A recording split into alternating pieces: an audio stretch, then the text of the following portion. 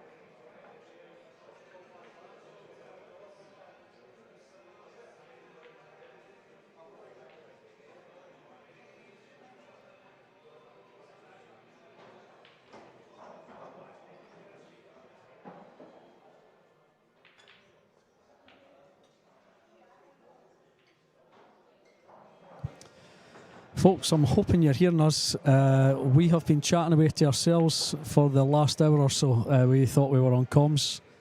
I've been sitting in the box for an hour. It turns out that the microphones weren't engaged. So I do believe that we've got commentary now. Apologies for that if you've been watching this match in silence. And thanks to the 1,500 folk or so that have stayed with us.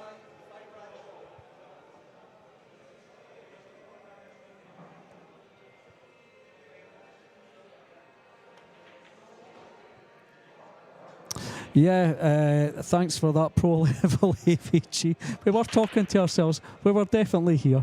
But Craig's managed to sort out. Listen, what a setup Craig's got here. That's just a little glitch. That won't happen again this weekend, believe me. Really good setup. You guys are obviously watching on YouTube on the Scottish Cuesports live streaming channel. And we will also be on the WNT channel later on in the week. This is a matchroom event. The WNT Jacoby Scottish Open. Graham's just entered the commentary booth again, having a little laugh. It was Graham that noticed that we weren't on comms. I would like to say thank you very much to the person on the YouTube chat who asked if there was no commentary. So Dave and I have been talking to one another for the last hour with the mics in our hand, and no one's been listening to us. Yeah, absolutely. Sorry we can't find a Vietnamese commentator for you. He's busy playing on the table at the moment. So yeah, I mean, Dave, how do we tell everyone what we've been saying for the last hour? Oh yeah, we've just been putting the world to rights for the last hour. Apologies for that again, folks. But yeah, thank you so much for commenting that. Otherwise, Dave and I would be sitting for the rest of the night talking to each other, just each other. And John McGinn on the comments there. Nice to see you, sir. Yeah, so basically, Andri Januarta, certainly when I came into the match early on, Duong Quoc Hoang, the defending champion, he was in control, but Andri has been playing very solid safety play, and the Martian has been stuck in the seat for the last maybe 15 minutes. And this match suddenly has gone from being a landslide for Duong Quoc Hoang to a very, very close match that could go either way. Yeah, pro level AVG, good to have you back. Good to have you, pro level. Yeah, you're always there for the McGoldrick's events, so yeah, great to see you. Bro, are you Elliot? No, Elliot's not here. Elliot will be playing later on. Is Elliot playing today? Elliot is playing. Let's find out. Of course, let's not forget, this is just the start, folks. We've got plenty of pool left throughout the day. We've got 2 more matches, is that right, after this one? That's right, yeah. We've got an all-Greek affair next. We have got... Scroll down for me. Oh, there it is there, G. We have got George and... stop it. We've got George Antonakis. That's wrong. No, that's the wrong Greek player, Dave. Wrong. How's preparation for that? Tell you what, while you're looking, I'll take the folks through the latest scores. So that's Duong Quoc Hoang. He is ahead for the first time, I would say, in about half an hour. Yeah, okay, we've got it here now. It's Costas Kukiadakis is playing Demetrius Lukatos next on this table. And then at 9 o'clock, what a match this is. Fraser Patrick v Jason Shaw. Tell us a little bit about that one. That is going to be... When I seen the draw and I had a little look at what the next rounds were going to be, the potential matchups, that's the one that got me interested. Jason Shaw, of course, everyone knows him. He is the best pool player to come out of Scotland ever. However, he is playing Fraser Patrick, who a lot of you might not know who he is, but I'll tell you right now, he is the best player in Scotland right now. Aside from Jason, let's take Jason out of the equation right now, because Jason is on a different stratosphere. Yep. But when it comes to Scottish players active in Scotland right now, Fraser's the top one. Yeah, absolutely. Couldn't agree more with that, G. And I think there's a real chance for an upset tonight, because Fraser is an ex-snooker professional, so he is going to have no problem making shots in these 4 1/4 pockets. He made light work of Alan Brown earlier. Alan did go 1-0 up, but yeah, Fraser stepped up half a gear and annihilated Alan 10-1. Appreciate your comments, folks. Thanks for keeping us on track. Absolutely. Thanks for hanging about and letting us know that you couldn't hear us. We are here now.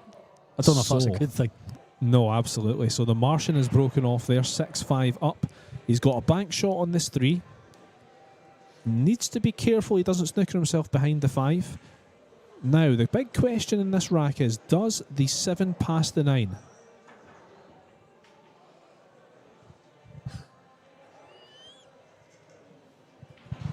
Thank you for the kind comments on the YouTube chat, folks. Yeah, especially looping pin. I like that one. Thank you. So here we go. Our defending champion. He's going to bank this 3. And he's missed the bank by some way. Oh. Nah, he's all right there. So, here's an interesting one, folks. I don't think this is going to happen. Andri's going to go for this 3 in the top left. Could the 9 potentially go here? He's not going to go for it. Yeah, he would have to screw into it, I believe. I mean, if he tries to hit it plain ball, he's scratched. Yeah, he's going to have to dig into this. And he is digging into it.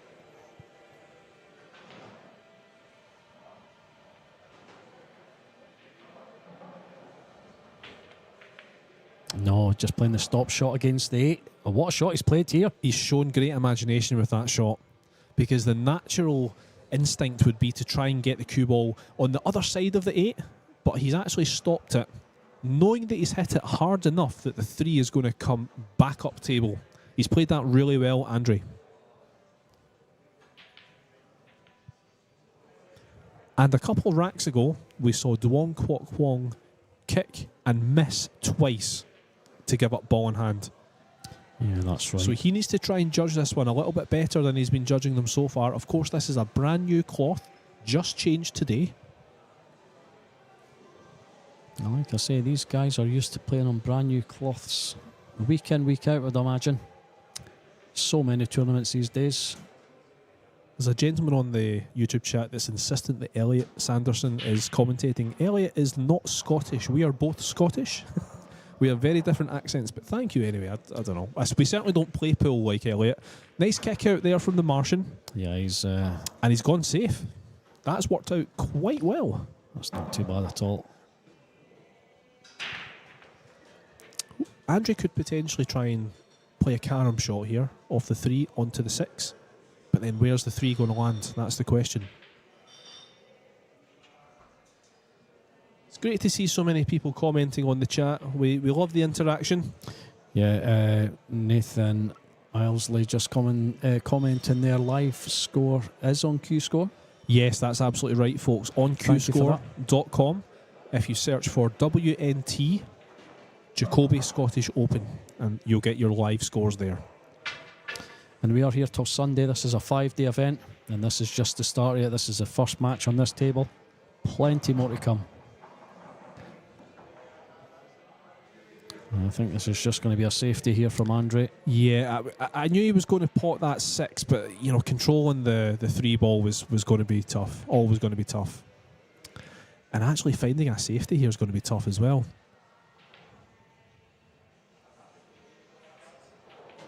Yeah, a little thin off the right-hand side of the 3, sending the cue ball up table. Hopefully it will go behind the 4 or the 5. Or not, but he's left the 3. I don't think that was the shot.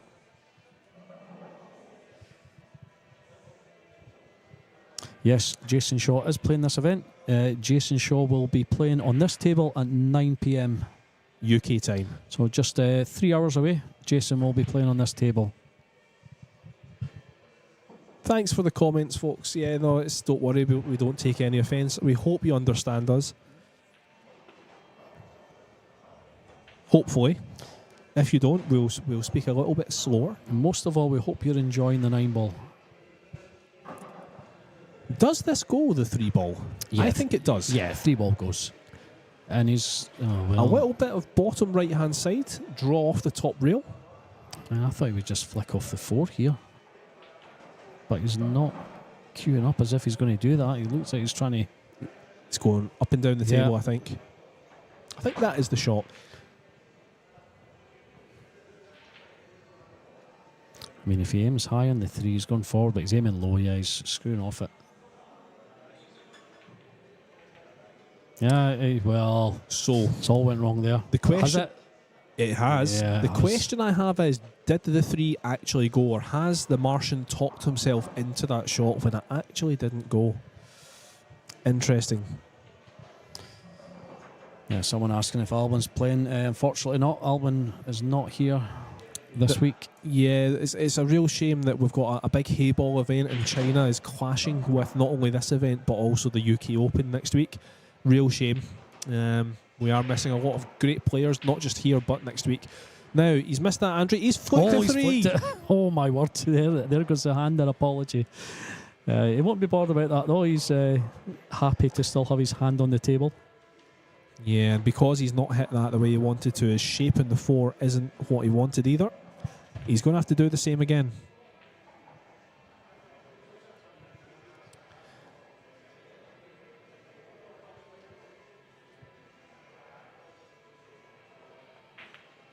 This time he played that much better. Played it with a little bit of inside spin, sorry. And he's landed perfectly on that 5. Yeah, where's the... Well, I mean, he's looking at the combination. He's got to play the combination, Dave. He's got to play the combination. He's already missed a combination in this pocket. I think he's made one as well, though. He made a combination early on in the match. He also missed one. But that is similar to the one that he made. 7 on to the 9. Yeah. He's committed to it. Absolutely fine. He's perfect. Well, nah, he's fine. Yeah, Son's right. 7-9, definitely. I mean, this is the thing. They are missable. Of course they're missable, but I mean, all he has to do is just visualise making the 7 ball. Forget that the 9's there. Just pot the 7 and it's in. Yeah, it doesn't have to do a lot here. This is for 6-6 in a race to 10. What a match this is. I think this is going to go all the way. Oh, he's missed. Dave, you called it. He's missed. That's not the first time Andri's missed a straightforward combination into that same pocket as well.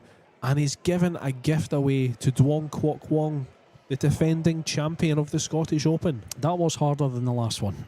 There was a bit more distance there, but still expected him to make it. So here we go. Chance to go 7-5 up. Oh, beautiful. Yep, played it well. No, that's absolutely fine.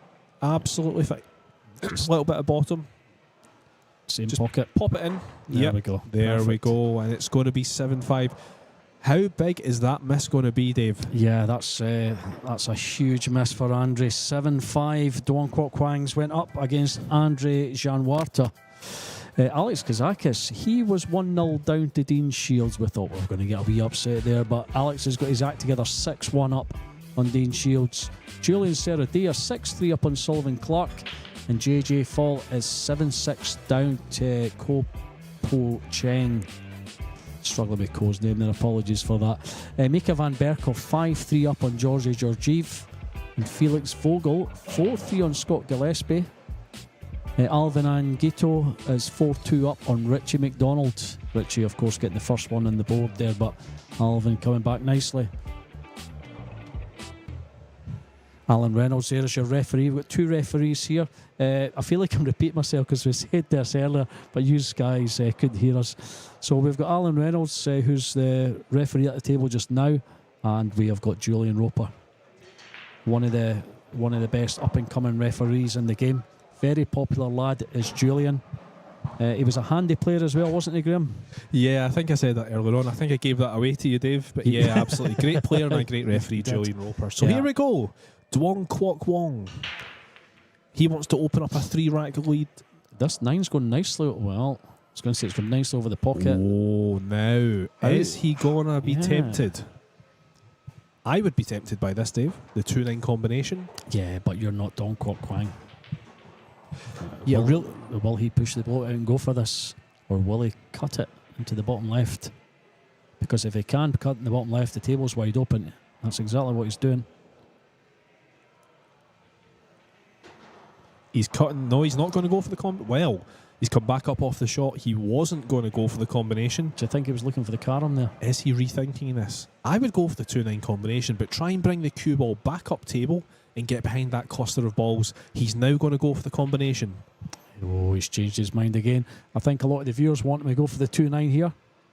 That seems to be the Dave, I the think shot of choice. the natural path of the cue ball, if he goes for the 2-9, the natural path of the cue ball is going back up towards the 5, the 7 and the 8. Yeah, There's so a chance he could get behind it. Could get covered. He's maybe thinking about that. He's digging down on it though. Yeah, screwing off the side rail. Oh, what a shot he's played there, folks.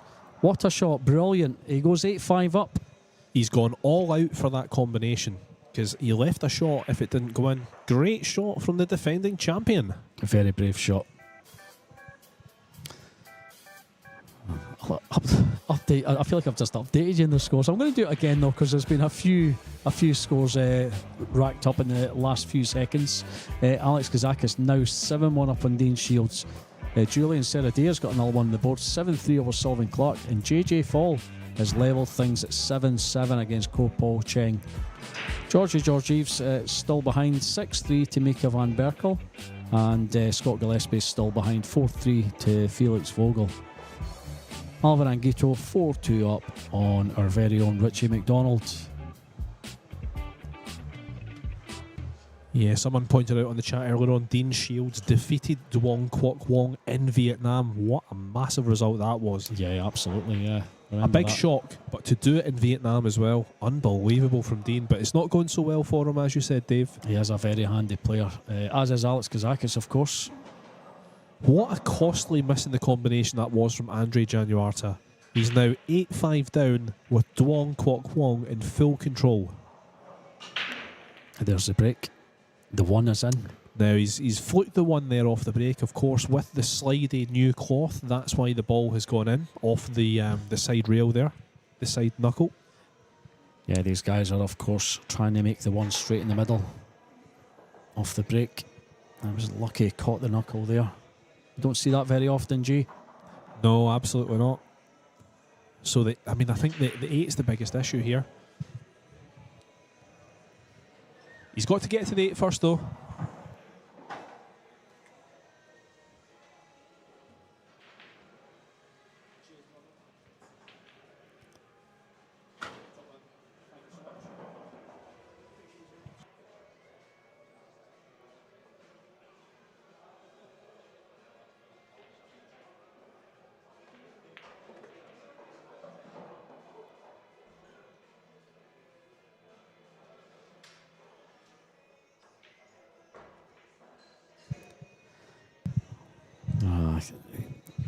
I just want to say a quick word, Dave, about this amazing venue we're in, McGoldrick's Pool and Sports Bar in Glasgow. Not only does it provide the best of pool facilities, and he's missed that one. Is he going to get away with it? He is not. Well, yeah, he's going to be in trouble here now, though. He is going to be glued behind this 7 ball. So Andri knows exactly what he's doing here. Just stop the cue ball where the 3 is. Glue up behind the 7. It is important he gets the 3 down the bottom side of the table, though. Should be a problem. Yeah, exactly what I said. Well, he had to hit that harder for me, but he's not got away with it. He's left the shot. I don't think he's. I don't think he can see it, G. But it's an easy escape. I mean, for me, the 3 should have been down behind the 8 and 9. Certainly further over the table. Can he? Do you think he can see this? He's gone straight for it. He can see this. Yeah, he can. It's not sure.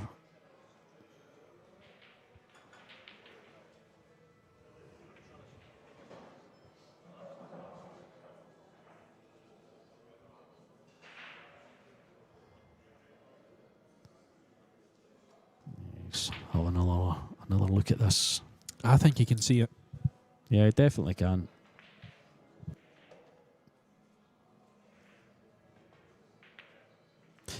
Yeah, obviously couldn't see enough to pot it. Yep, I was wrong. I can't see him going aggressive here, Andri. I think we're just going to see, he's got plenty of safe options here. Yeah, it's an easy safety. Leave the 3 down on the bottom rail here, somewhere behind the 8 and the 9. Cue ball up the top of the table.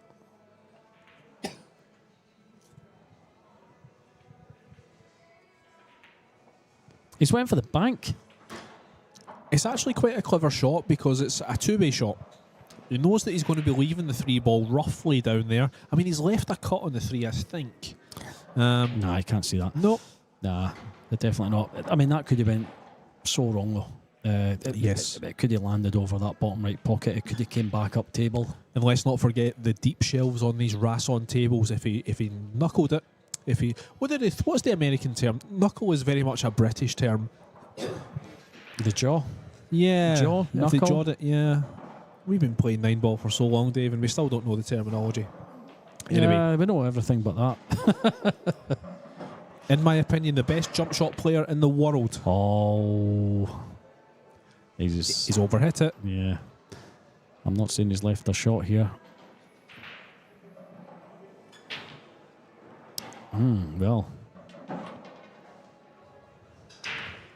Well, folks, just while Andri Januarta's working this one out, earlier on, as I say, we were talking to ourselves, Dave, when we realised we weren't on the actual stream. We're at the first round stage of the Jacoby Scottish Open. The next round is where we start to see the big hitters enter the draw. It was a good effort there from Andri. Well, I think he's kind of got away with that, hasn't he? Yeah, he's not bad there at all. Now, how does Duong Quoc get this safe? Yeah, so the big hitters enter the next round, which is winners round 1, which actually begins today. The likes of Eklund Kachi, Sanjin Pelivanovic, Victor Zielinski, Elliot Sanderson, Cledio Kachi, Mickey Krause, David Alcady, Naoyuki Oi, Carlo Biado, Jan van Leerup, Robbie Capito, Jonas Suto, Piers Labutus, Moritz Newhausen, Niels Fayen, John Mora. I could go on all day. FSR, let's not forget as well. So many of the world's top players are here in Scotland. And we're going to be seeing them very soon, including Jason Shaw. 9 o'clock tonight, UK time, we're going to have him on this stream, playing Fraser Patrick, and that is going to be a great game. That's a good shot, that. Andri going for his jump cue. I think he can see an edge of it, but the scratch is there. Yeah, I think we're going to see him go over this 4. He wants to try and make the 3 here.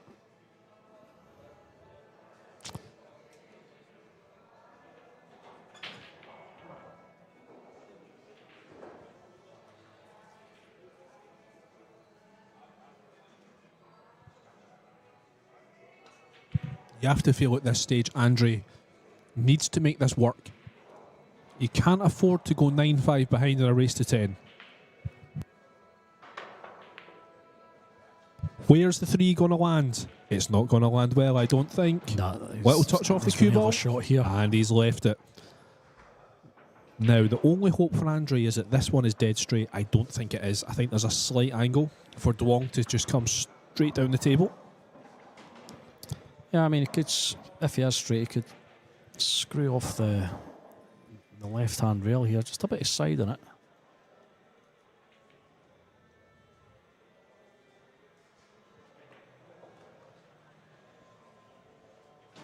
Yeah, that's pretty good.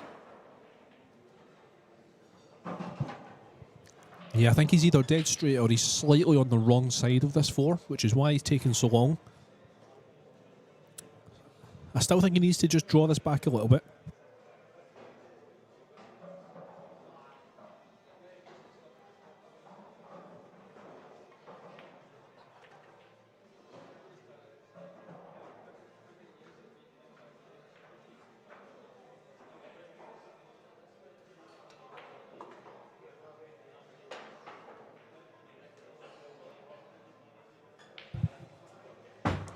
Yeah, so Dave's just left the booth to go and take a few photos, so you're left with just me.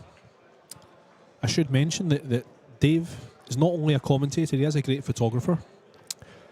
Have a look at his work on Facebook, Q Snap Photography. He'll be taking photos of this event and also the UK Open next week. So the big question here is, where is this 8 ball going to go? It looks to me like it only goes in the top left or top right. And he's left himself plenty of angle to come down for the bottom side of this 8.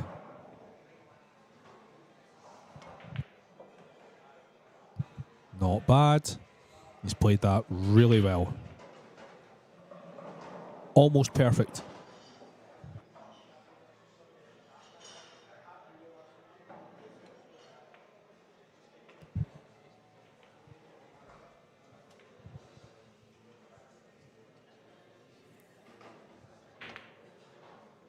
Oh, wow, he's missed it. I can't believe it. He played the position so well. He's just thinking too much about that 9 ball, I think, and taking his eye off. I mean, how many times have we done that? You take your eye off the pot because you're thinking purely about position. And a lifeline for Andri Januarta.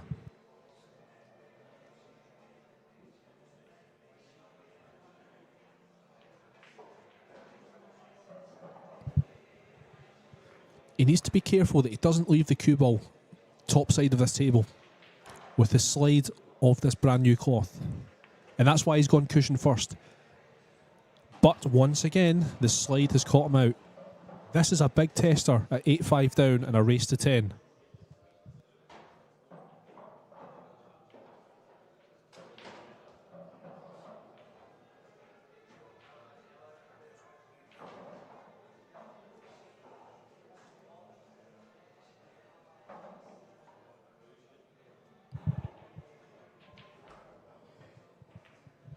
What a shot from Andri Januarta. That was a big tester. And just like that, he's still alive. Massive rack. Huge difference between 9-5 and 8-6. And 8-6 is the score.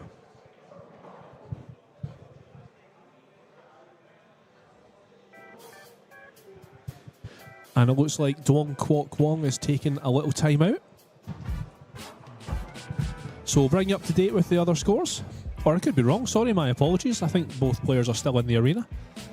So Alex Kazakis is on the hill against Dean Shields. Unfortunately, Dean has not given him quite the test that I thought he would have done. 9-1 to Alex Kazakis. Dean Shields, of course, as pointed out earlier on the chat, defeated Duong Quoc last season. Julian Serradia of Switzerland, 8-3 up on Australia or New Zealand's Sylvan Clark. JJ Fall, my opponent in the UK Open in the first round, is 8-7 up on Kuo Cheng. Alvin Agnito 7-2 up on Richie McDonald. Felix Vogel, the hot young talent from Germany, 5-3 up on Scott Gillespie from Scotland. So here we go, Andri's break.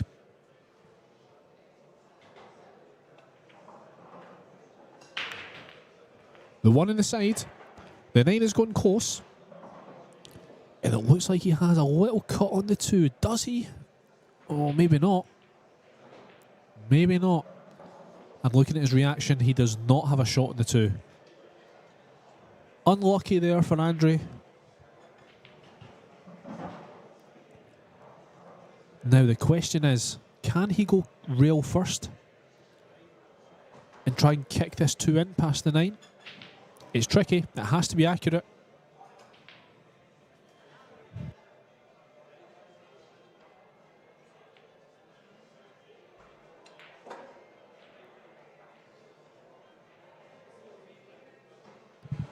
He tried it and he missed it.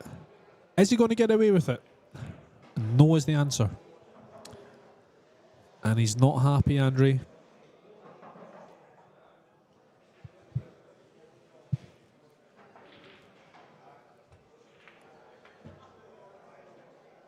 And this is a great chance now for Duong Quoc to get on the hill. So he's hitting this with right hand side.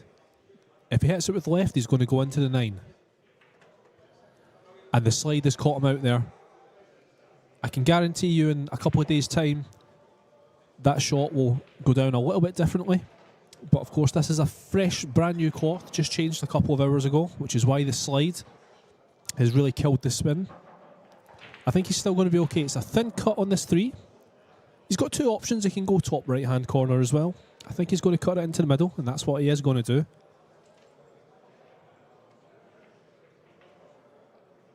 Bump on the 6 is fine.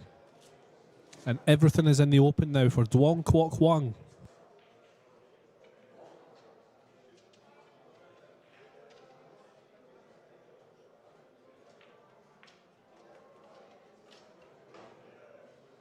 Needs to watch this middle pocket. Oh, wow. I think he's snookered himself. Can you believe it? A massive unforced error from Duong Quoc Hoang. And it really just goes to show you how quick this table is. That is unbelievable. I think he's now looking at the safe. If he comes off the right-hand side of this 5, he's going to bump into the 6.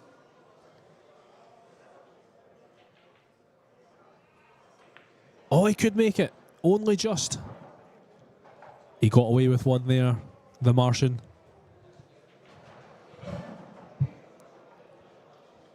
And Andri is not going to be happy with that one. A big let-off for Duong Quoc Hoang as he's about to enter the hill. And this rack is as good as over.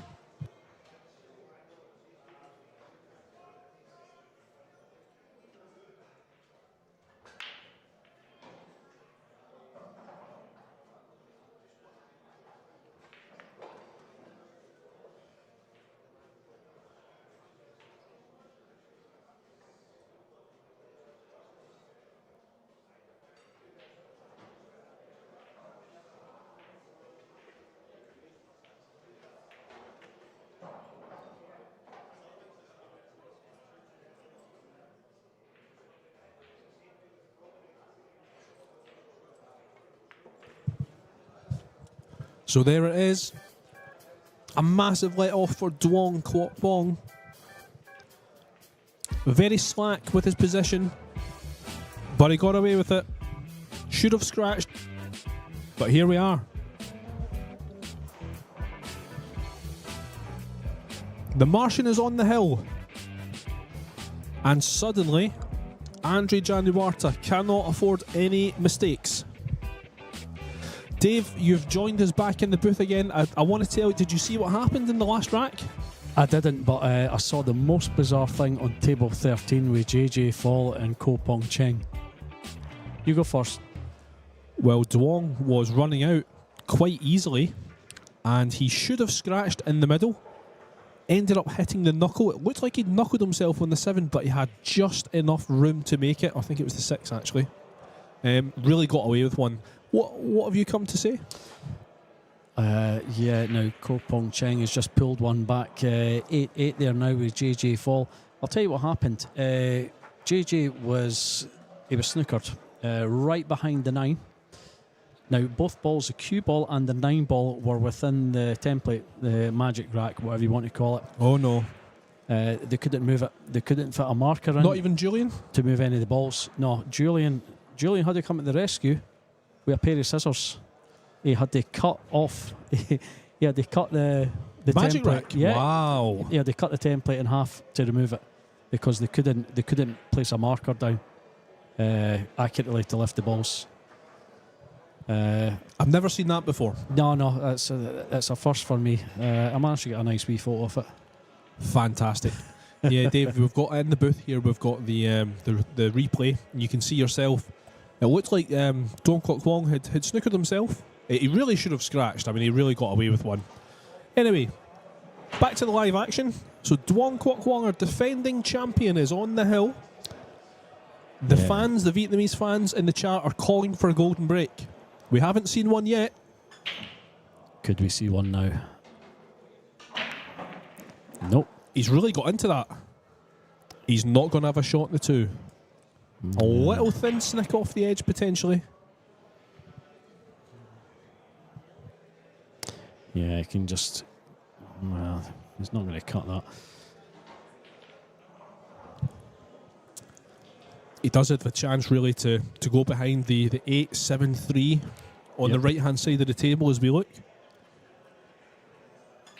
I guess it is cuttable, Dave. I guess it is. I mean, if he needs to make contact with this 2, it is going to be the angle to pot the ball. I mean, it looks like he's digging down here. I think he wants to screw off this side rail. I don't know if that's possible. Can he screw off the side rail after hitting this too thin? I don't think he can. He's obviously seen something that we don't. He is one of the top players in the world, after all. I'm looking at the YouTube chat. Our Vietnamese friends are going crazy. Their man is just about to win. He's not there yet, though.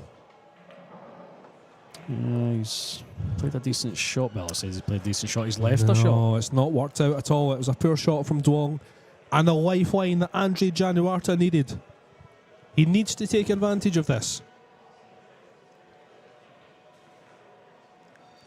So 2 into the top left-hand pocket, 3 to the middle right-hand pocket, and a potential 4-9 combination, maybe.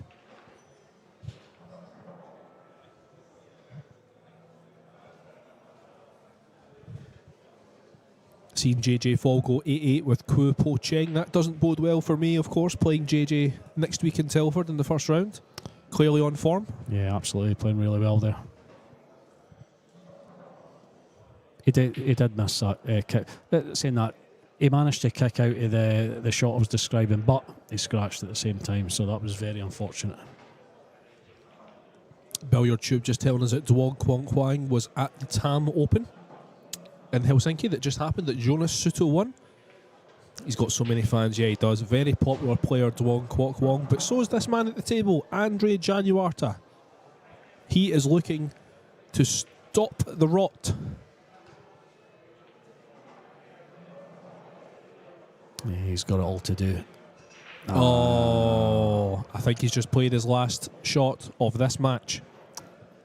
4-9 combination, do you think, Dave? That's what he's looking at. I mean, it's easy enough to run out, but yeah, let's get over and done with. Let's take out the 4-9. Yep, that's exactly what he's doing. Duong Quoc Hoang is about to win this match. I tell you who has just won is Julian Serradia. Has defeated Sullivan Clark of New Zealand 10-3.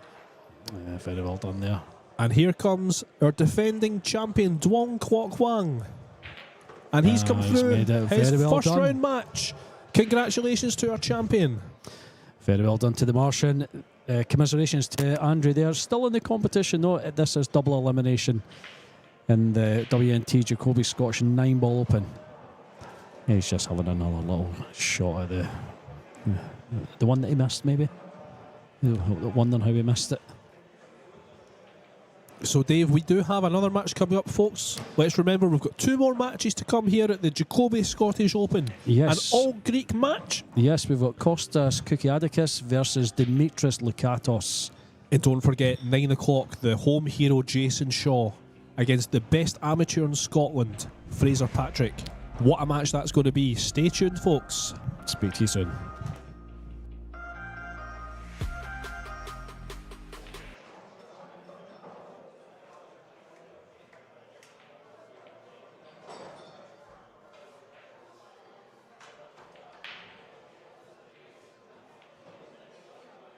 I'm just going to hang about with you folks. I thought Craig was going to put a few adverts up there. If he doesn't, cuts me off, fair enough. We do have the multi-table view here. I think they've swung round the camera from table 12. I think table 12, of course, will be... table 11 will be one of the cameras we're using tomorrow. That could be one of the moving head cameras he's using here, actually. Either way, it's not a bad angle. You can see all the action on the rest of the tables.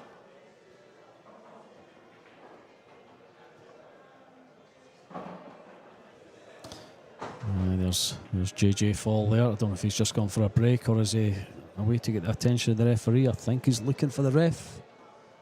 Yeah. JJ is 8-8 at the moment by Ko Pong Cheng. Yeah, we're looking for a referee. That's what JJ shouted for.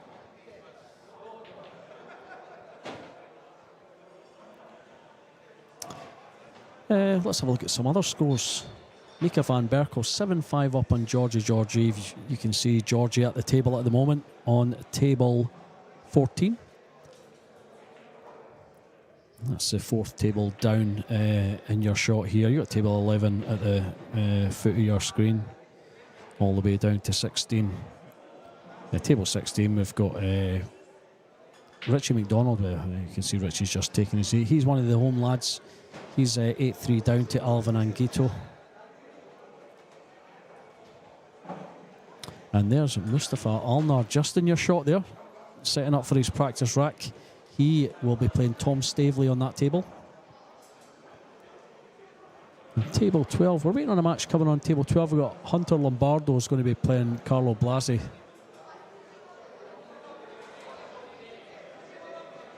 So the guys have still to enter the arena here.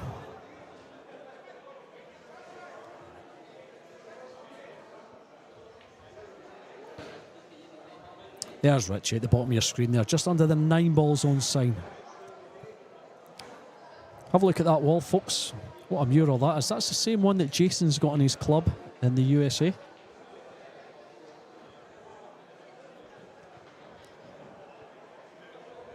There's a cracking setup here. If you've never been to McGoldrick's Pool and Sports Bar in Glasgow, why not come along? If you're in the area, pop along. Fantastic setup here.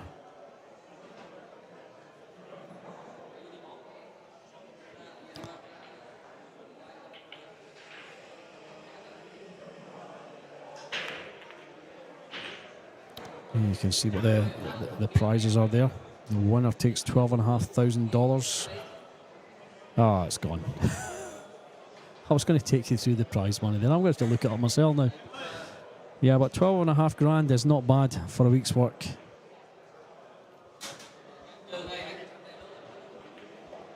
But who's your pick to take it down, folks?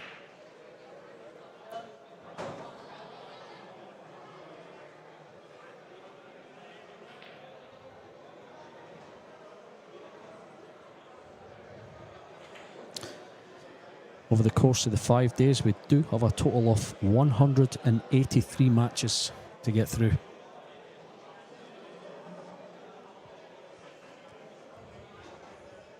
The final will be on Sunday.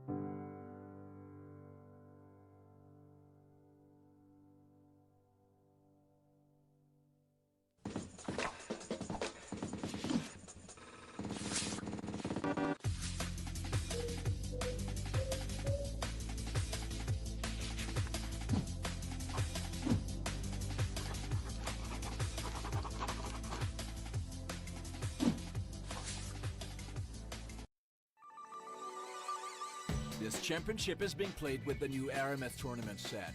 Featuring a unique molecular structure, it guarantees razor-sharp precision and unsurpassed longevity. Unquestionably the best pool balls in the world, this set is available in a TV and a value pack version, as well as in the new My Aramith range of ball and cue cases. Now you can bring and play with the best ball set everywhere you go. My Aramith, bringing new dimensions to your billiards experience.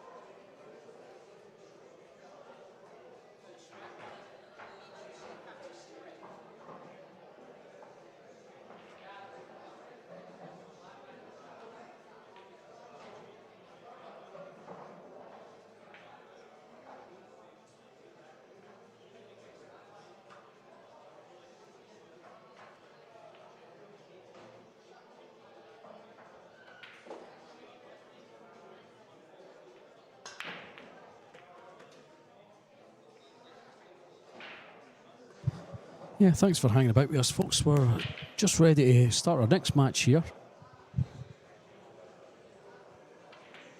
We've got Costas Kukiadakis versus Demetrius Lukatos.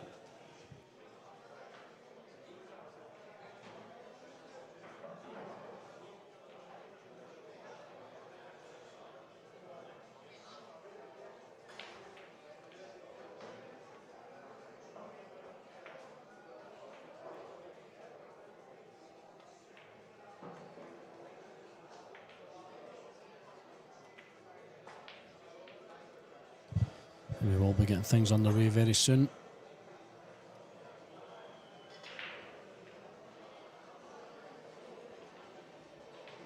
The players just having their practice racks here.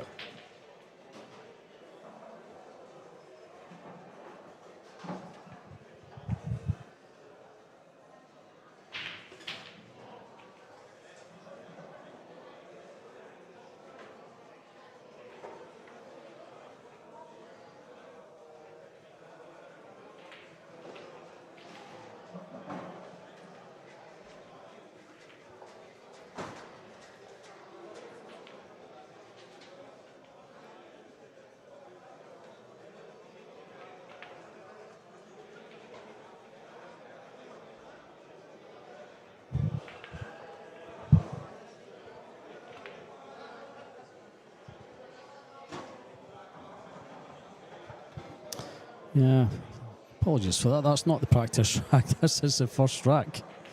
I'm just watching the replay there. They've already lagged, so yeah. I think that is going to be 1-0.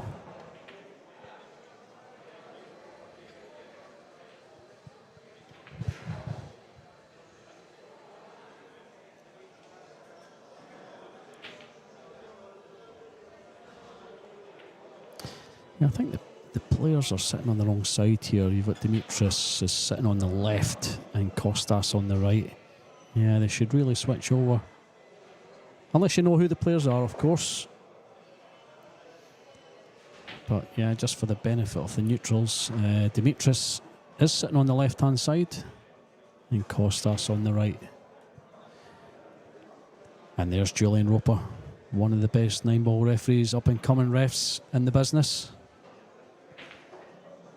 You'll see him here all week, and you'll see him next week at the UK Open. A matter of time before you see this guy at Moscone. What a referee is. Brilliant character.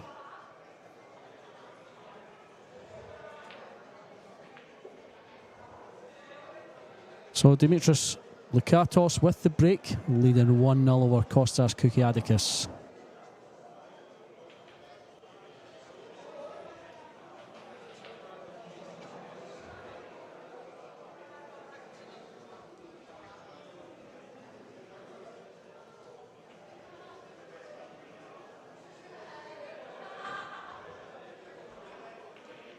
So just breaking, just a bit of balls width in from the corner of the break box.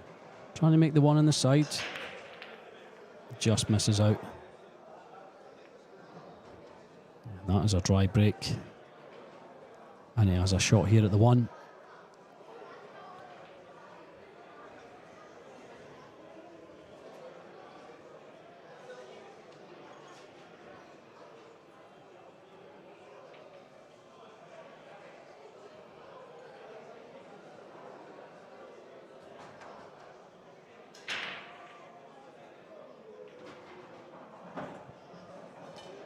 Can just get past that 3. The 1 does squeeze in past the 7, I believe.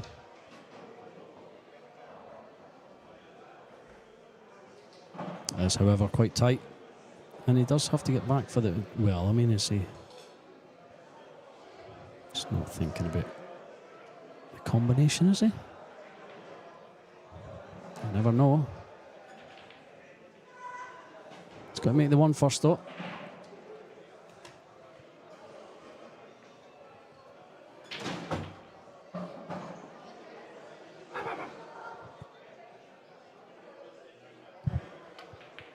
Yeah, he's just caught the 7 on the way in there. That was tighter than what we thought there. He's also developed his 2 here into a combination. I don't think he'll take it though. It's a pretty wide open table. Yeah, you can see where he wants to put the 2. He wants to take the 2 into the middle. Just got to avoid the 2 after making the 1 here though. I mean, he could knock the 2 down towards the bottom right. Just nudge it on. Doesn't have to do a lot with it. So the Battle of Greece. I wonder if we've got any Greek viewers keeping an eye on this one. I wonder how well these guys know each other. Have they travelled over? I mean, how unlucky is that, coming over to this tournament, travelling together and you draw one another? That happened to me and Elliot Sanderson. We both play in this club. We went to the European Open, the first European Open, and we drew one another in the first round. 256 players. Unbelievable. Yeah, Greece is quite a big country, though. They could live at either side of the country. You never know. You know what?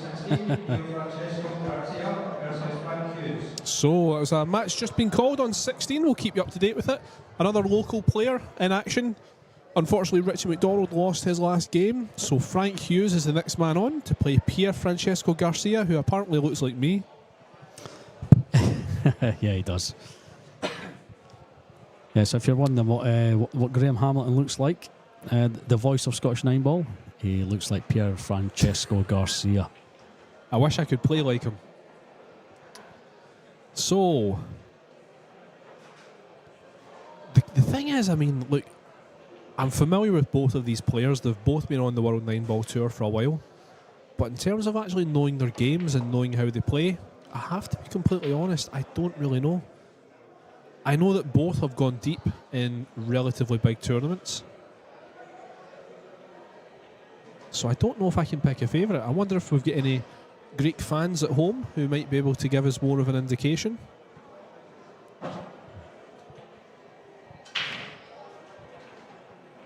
So Demetrius at the table here. Demetrius Lokatos playing with the 3-inch extension on the end of his cue, which I also do as well. Big fan of that. I think that just steadies your cue. If anyone at home is wanting some tips, myself and Demetrius, we like to play with a little extension on the end of the cue. Keeps it nice and steady, keeps it in line.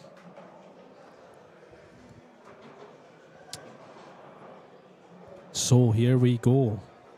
What have you got for us, Demetrius?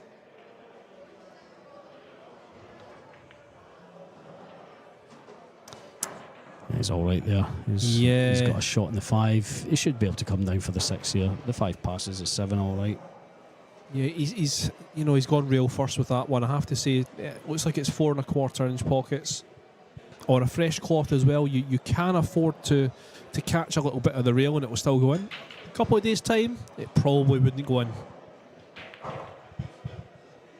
Got some people on the chat asking for AJ Manis, the Filipino wonder kid who is here in Scotland. He is not scheduled to play on the stream tonight. Possibly tomorrow.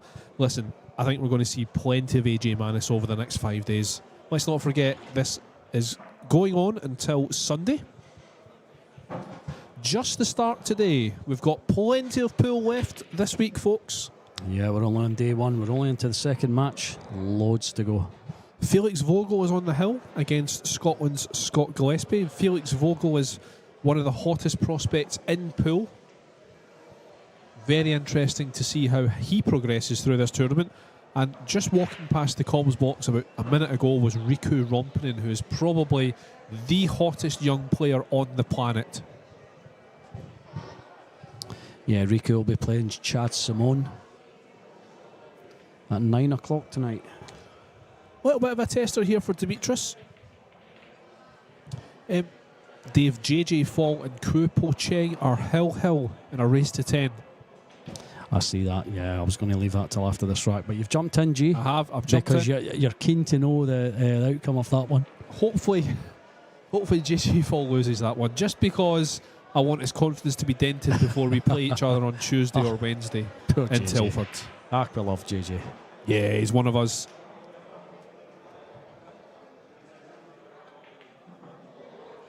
Yeah, I had a feeling Demetrius was going to miss that one. He doesn't look like he's queuing very smoothly at the moment. Looks like there's a bit of tension there. Of course, it's just early in the match. It's the first match of the tournament. Let's not forget, Dave, how many times have you heard people say this? And I genuinely feel this is true. The first match is the hardest match to win. You know, you need a match under your belt before you really start to play your best. Yeah, you're absolutely right. So Demetrius is, obviously a little bit shaky at the start there. And what a gift this is for Costas, who also plays with a min extension, by the way. I just want to point that out. Graham's obsessed with mini extensions.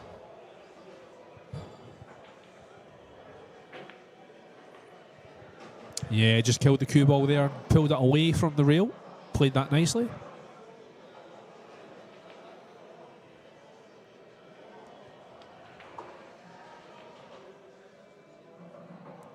Just steadied himself, nothing wrong with that. I think because he's queuing over this middle pocket just makes it a little bit harder, a little bit more missable.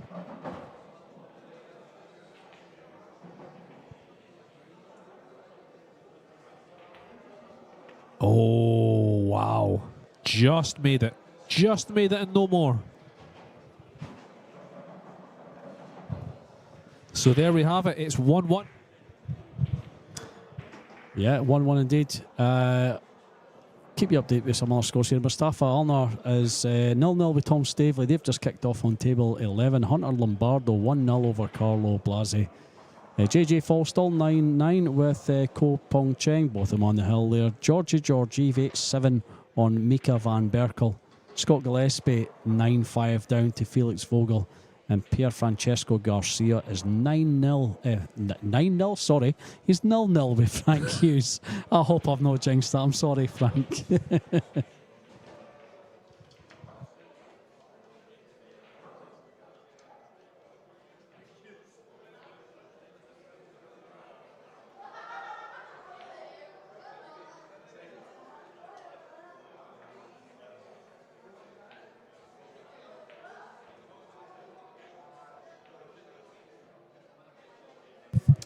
So our referee, Julian Roper, is racking the balls here.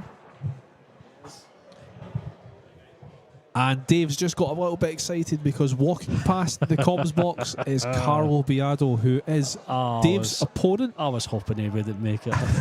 That's not to say he won't make it next week. I'm sorry to say, Dave, that he is in the country and you will have to go through Mr. Biado if you want to progress at the UK Open next week. Anyway, I may see if I can make him a sandwich or something for his lunch.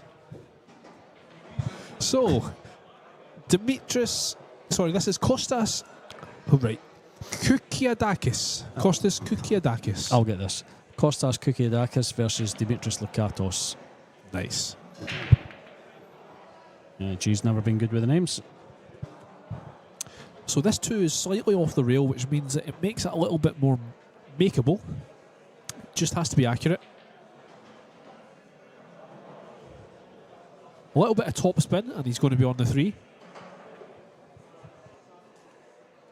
Even if he was to drop back a little bit, it would go to either the top or the bottom pocket. Certainly the top right-hand pocket with where the 8 ball's positioned, it will play as a big pocket, which means that he could miss it by some way and it will still go in. So I think really he wants to put a little bit of bottom left-hand side on this too. Either way works.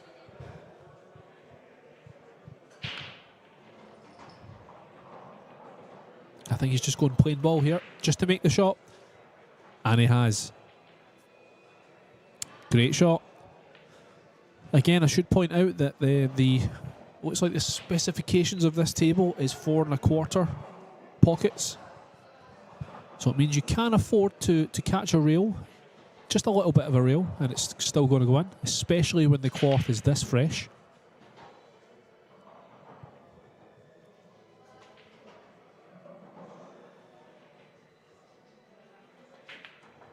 And Kukiadakis has missed that one by some way.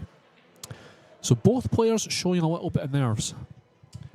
And that's the difference, when if you were here for the last match with Duong, Quoc, Hoang, he is of course a top player. Whereas these players here, they're both very, very good, but I wouldn't describe them as a top player. So you're going to see more misses in this game. And I wonder the fact that they're both Greek, is that going to give a little bit of added tension? So this 3 ball here, as I mentioned earlier on, it is a big pocket. So he could afford to catch a rail, and it's probably still going to go in.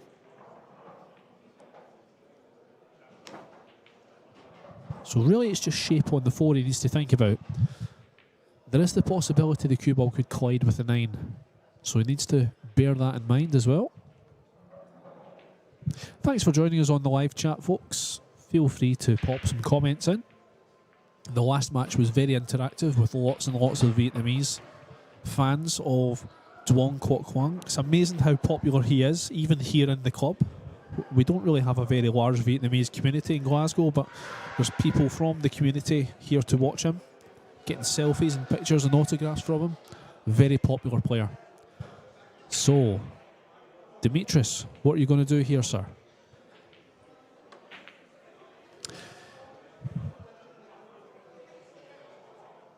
That's worked out. I mean, he's put his hand up in apology, so I don't think he's tried to play that. I think he has, just as I mentioned, that he's tried to use the 8 as almost like a big pocket there. I think he's hit it quite poorly, and he's got away with it by knocking in the 6, and he's got almost perfect shape on the 3.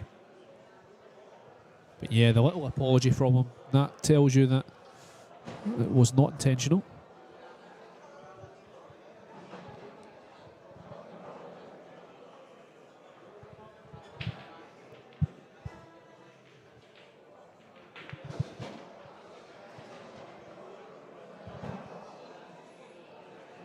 JJ Fall and Cuesports are still hill.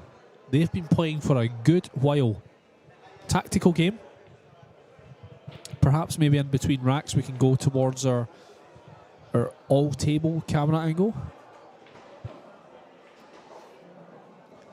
Everything's fairly in the open here for Demetrius. The problem he's got is that his cue ball's tight against the rail. Because of the slide of the brand new cloth, the natural path of the cue ball is going to be going towards the left-hand side of the table. So he might have to come to the left-hand rail and back out to centre table. Could potentially play for the 5 in the middle as well, but not. Underhit it just a wee bit. No, that's absolutely fine. That is all right.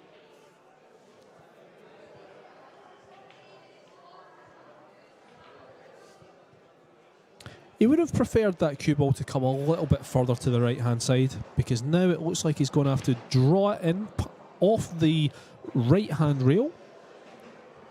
Yeah, just in fact, I think, is he going to try and draw this back, actually? Bear in mind the new cloth. Yeah, I think he can draw this back. He's got to watch a scratch. Well, nah, he's just played a cross off that one rail. That's okay. Absolutely fine. And what Demetrius is doing here, he's shown a lot of confidence in his own potting ability. Because this is missable, and he did have a bad miss in the last rack. But clearly he's going to back himself here. And JJ Fall is lost. 10-9 to Quoc. So congratulations to him. Unfortunately, JJ Fall is over to the loser's side. But clearly he's on good form. So I'm going to have to play well on Monday or Tuesday if I'm going to get past JJ. Great shot there from Demetrius. Yeah, it doesn't have to do anything with this. 9 in the bottom pocket. Another close match happening now. A lot of these matches are coming to the end. Georgi Georgiev and Mika van Berkel is 8-8 in a race to 10. Again, Mika van Berkel. We're talking about Felix Vogel earlier on as being one of the new hot shots on the pool scene. The same as going for Mika van Berkel. Creating a great reputation for himself. So Demetrius has run through these balls nicely. And this is going to be 2-1 to him.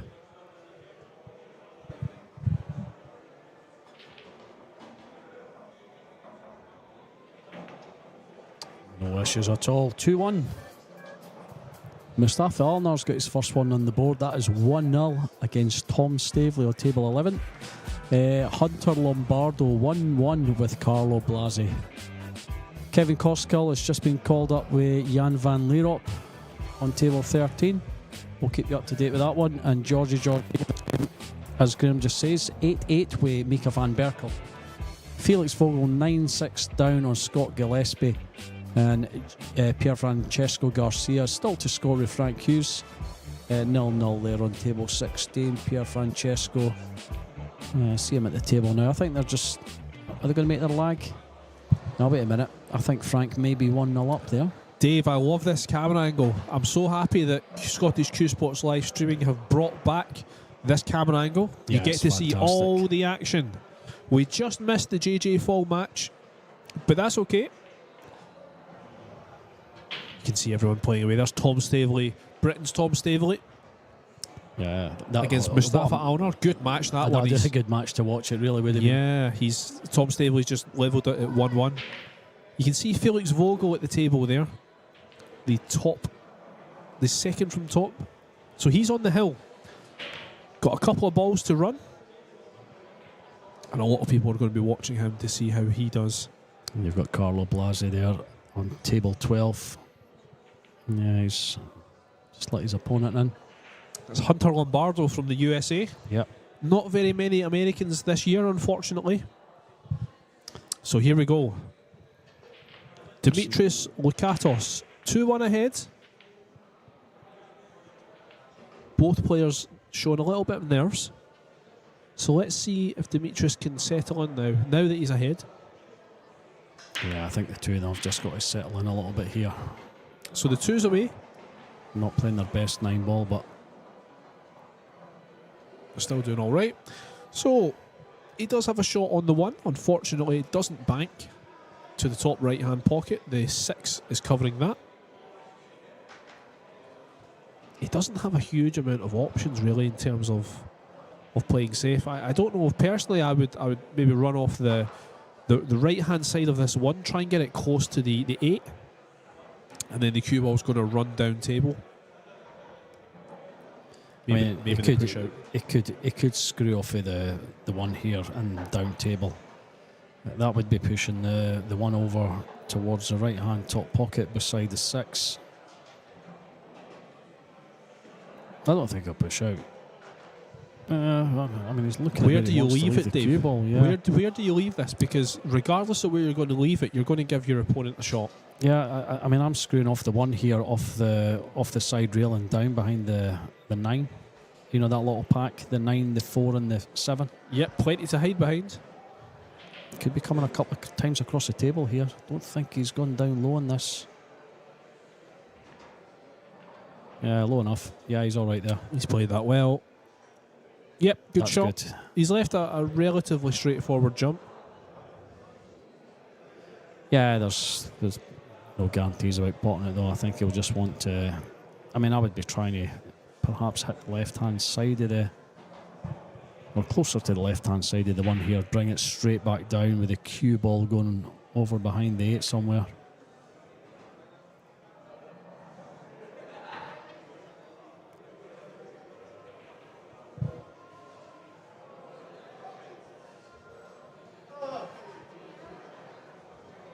So he has gone for the jump cue. The short stick.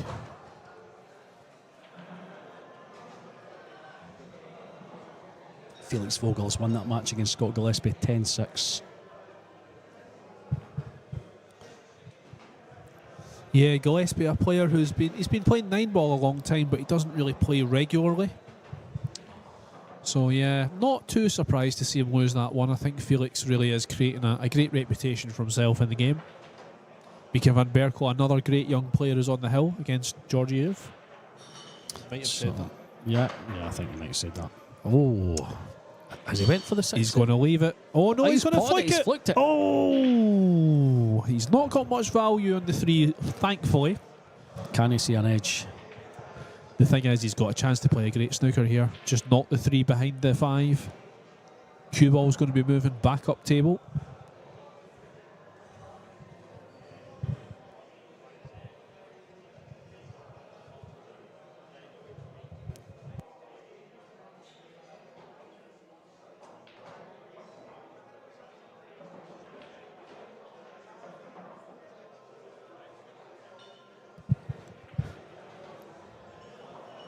Yeah, he's looking at this one quite a bit here.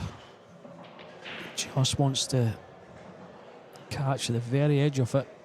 Bring the cue ball back up table. Put a lot of distance between them.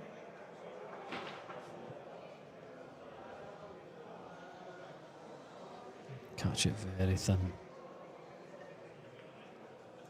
Oh, that's good. That is good. I think he caught that too thick. Get away with that. I thought he caught it too thick, Dave. Yeah, definitely. And it was hard to hit that one thick.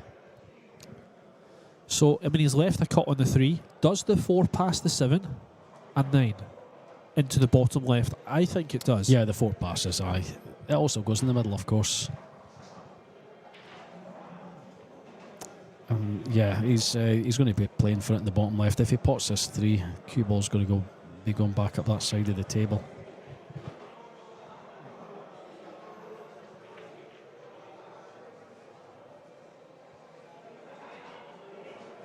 So there's still a wee bit in this yet. He's got a couple of good shots to play here.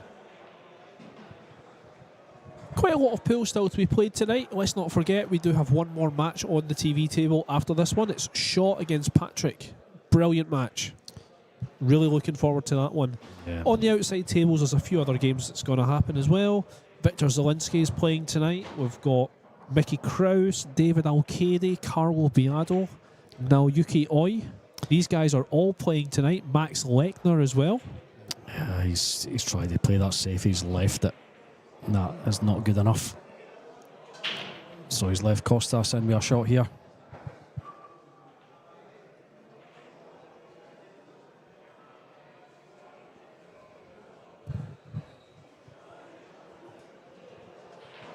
Yeah, he's really given one away there.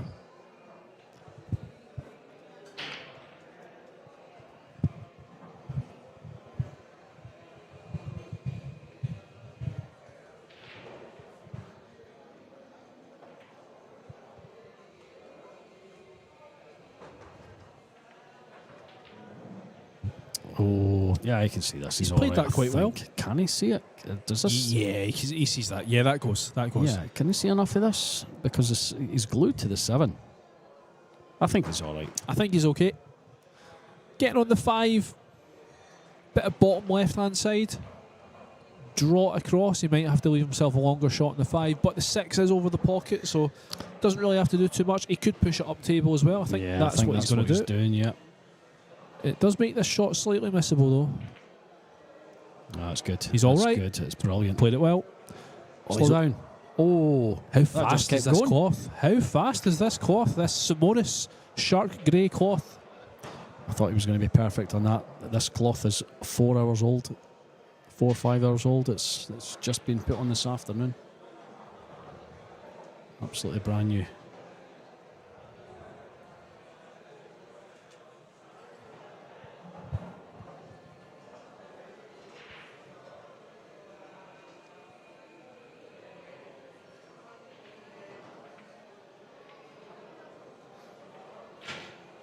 Quite an interesting stance that Costas has.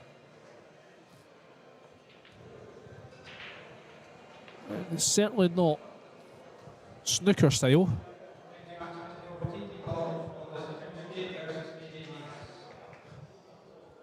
AJ Manis has just been called. A lot of people are watching him. It's amazing the amount of young stars that we have here in Glasgow this week. Yeah. A lot of the future of pool, they're all here. Needs to watch this, He's going to be okay. Yeah, AJ playing Doris Laskowski.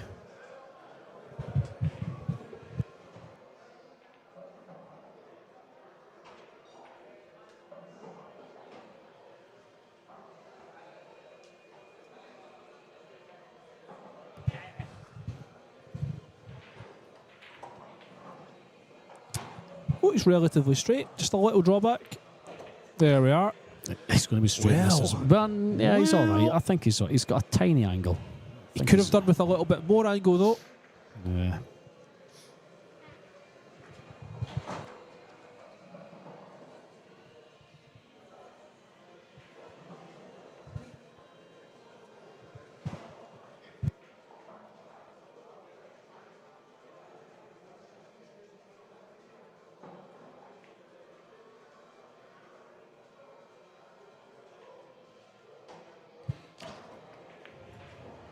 That's all he could really do. He's shaking his head a wee bit there. He doesn't like it.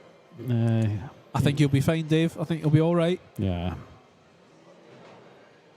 So this is to tie things up at 2-2.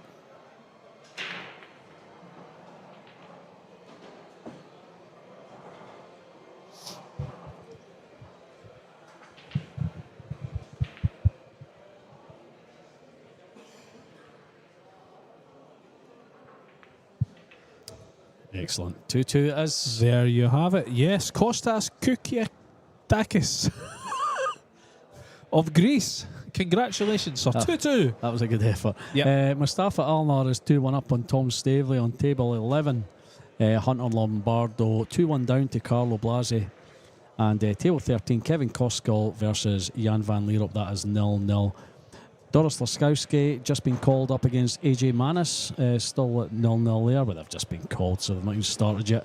And Petri Makinen and Paul Scott, they are just starting things off on table 15. Pier Francesco Garcia is 2-1 up on Frank Hughes, so yeah, hopefully that's going to be a nice tight game. I think it will be. Frank being one of the home guys, so all the best to Frank there. Interesting to see some random names playing in this tournament, actually. You would expect a tournament of this calibre to be all recognisable names. You know, guys like Kevin Koskal, not really heard of them. Paul Scott, Doris Laskowski, not heard of these people. So it's interesting to see how they go. Okay. There's Julian Roper There's one or two refs that we've got all week here. We've got Alan Reynolds, who you saw at the last match, and young Jules, up-and-coming ref in Matchroom. And that's the thing about Julian, it doesn't matter what round he's reffing. It's his winner's round 1 or the final, doesn't matter. He's going to give you a perfect rack, and he will keep trying until he gives you that perfect rack. Yeah, he's such a professional. So, Costas to break.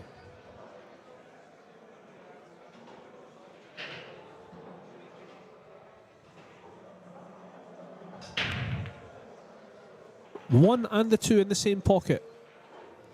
He's got somewhat of a shot on the 3, but he certainly can't pot. Yeah, that's where the break's going to end. And we've got John McGinn on the chat. Very nice to hear from you, Mr. McGinn. A legend here at McGoldrick's. Great to have you. Everyone else, if you're on the live chat, give us a shout. Let us know what your thoughts are on this game. Yeah, John McGinn was on the chat earlier. I think he was telling us that he couldn't hear us this well. I think he was one of the ones that pointed out he couldn't hear us. He also pointed out that he would have went for a few combination shots there, which we don't believe. John and combos, that doesn't go. Yeah, he's famed for his combos, John. John, don't forget, we've got Fraser Patrick against Jason Shaw coming up at 9 o'clock. Get yourself along for that, John. It's going to be red hot. Get yourself in the house and watch that one. Or come to McGoldrick's. Yeah, that's what I mean. Oh. He's going to leave, well, he's left an edge of this 3. Folks, if anyone in the area is watching, this event costs nothing to come along and watch. It's at McGoldrick's Pool and Sports Bar in Rutherglen, Glasgow. Get yourself along. It doesn't cost nothing. Plenty of food and drink available.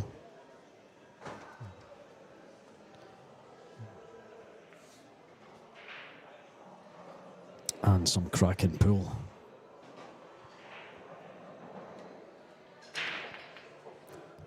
You can just see the edge of this 3-ball. So, Dave, I'm going to put you to the test. Yes. Having a little look at the names that are here at the Jacoby Scottish Open. Pick me 3 favourites. I knew you were going to say this. You always do it, and I try and stay impartial.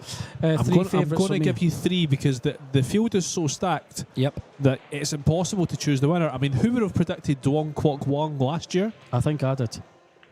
I don't think you did. No. Look at this 3-ball. This 3-ball is in. And the cue ball's in. The cue ball's in as well.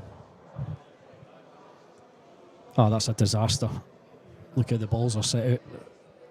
This is going to be 3-2 to Costas. And it's certainly cost Demetrius.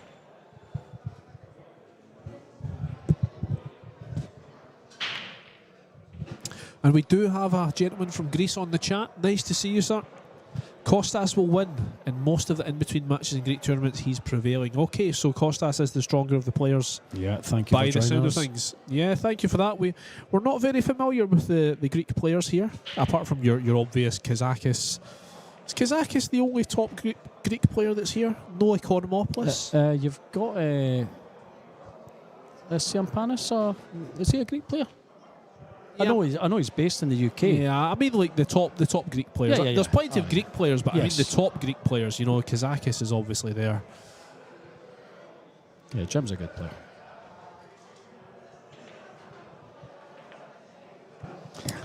Okay, so Costas is another good player. He's going to take this 3-2. Okay, that's interesting. The gentleman, I can't pronounce your name, unfortunately. I'm not even going to attempt it, but he actually says that Lukatos is a better player, but Costas seems to prevail in the tighter matches. Yeah, okay. I wonder if... he's missed it. Wow. And that is a big mistake from Costas. Did not expect that. So here's a chance for Demetrius to go 3-2 ahead. I think he must have just been thinking about position on the 7 only. And how often have we seen that? They take their eye off the ball and they forget to actually pot the ball they're on. These twos are bodies. Okay, so that's good. I was asking that Yes. question earlier on. What, Yeah, you were. What are the odds of these guys coming together from Greece to Scotland and they happen to draw each other in the first round? It happens. Unbelievable. It's a bit like me drawing JJ Fall for the UK Open next week. You know, JJ plays in the same tour as me here in Yeah. Scotland. We're not pals, but I mean, we get on all right. Yeah. But yeah, we play in the same club, the same tournaments, and we're playing in the major.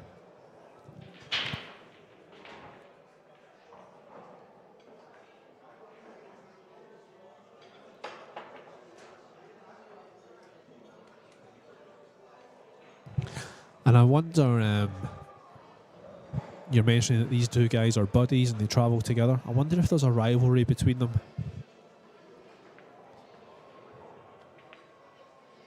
Oh, He's gone for the top. Oh, I thought he'd missed that. Now, Demetrius has done what I keep telling you to do, Dave, and you don't listen to me. He's hit Yes. it really soft.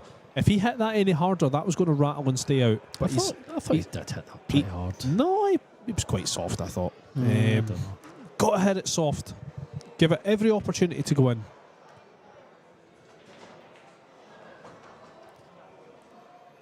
He's all right on this night. Here we go. Demetrius Lukatos to go 3-2 ahead.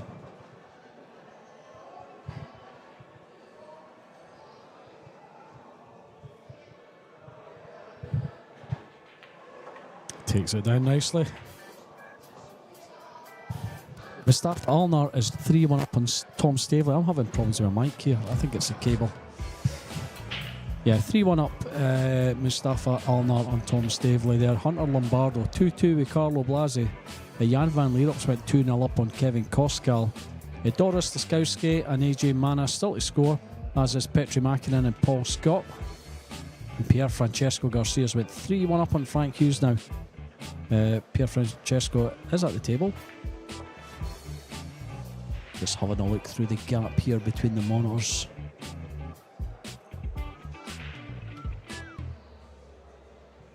All right.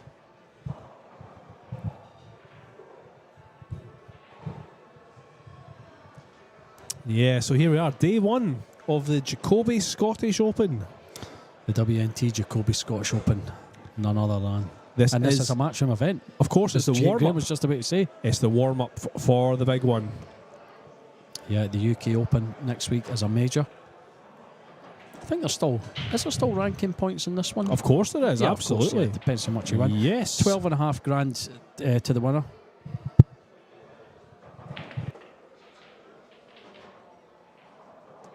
May not seem a lot compared to the 40,000 up for grabs next week at the UK Open. I think the total prize fund is $54,000 at this one. Yes, a lot of money. Of course, the more you win, the more ranking points you win. And that's the chance to play in Moscone. And of course, with the hay ball happening next week in China, a lot of the top players are missing. So guys like Costas and Demetrius, they might fancy their chances of going deep in this tournament. Yeah, definitely. But let's not forget, Got a shot at the two. there's a lot of big players still taking part in this tournament. Yep. And we're going to see one of them in about an hour and a half. Jason Shaw, Carlo Biado, David Alcaide are also playing tonight. Mickey Krause. A lot of big players are on tonight. And then tomorrow we see the likes of Kachi. Yeah, we've also got Enter. Robbie Capito playing. He was last year's UK Open winner. So he is in action. Tomorrow he is in action at 1 o'clock tomorrow.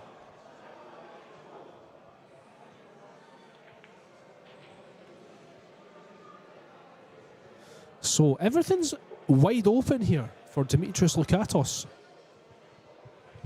Doesn't need to do much with this three.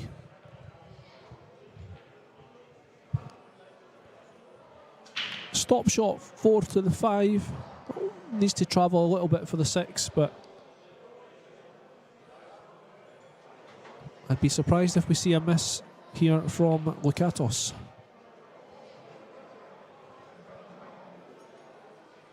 So many great players from Greece. A nation that's always well represented at the WNT events.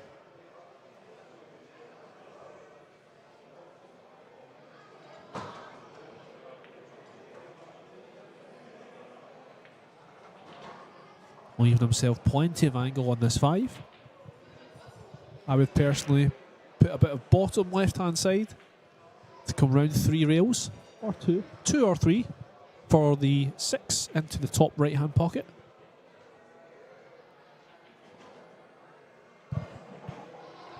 Nope, he's gone a bit more basic way. There's absolutely no problem with that. Yeah, just went straight up. He'll leave himself the 7 for the same pocket.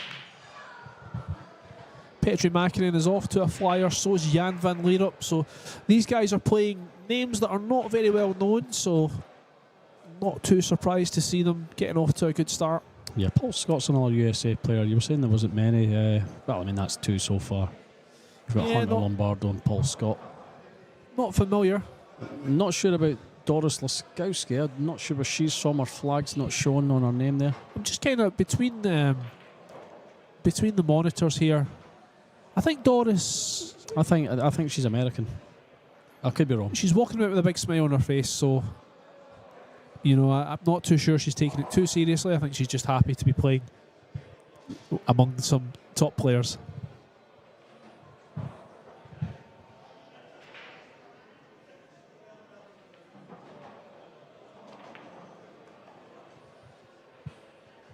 He's come across nicely, played it perfect, giving himself a nice little bit of angle on the 8. Not too much angle. Yeah, he's going to be tying this up. No, he's not. Going 4-2 He's ahead. going 4-2 up. Yep.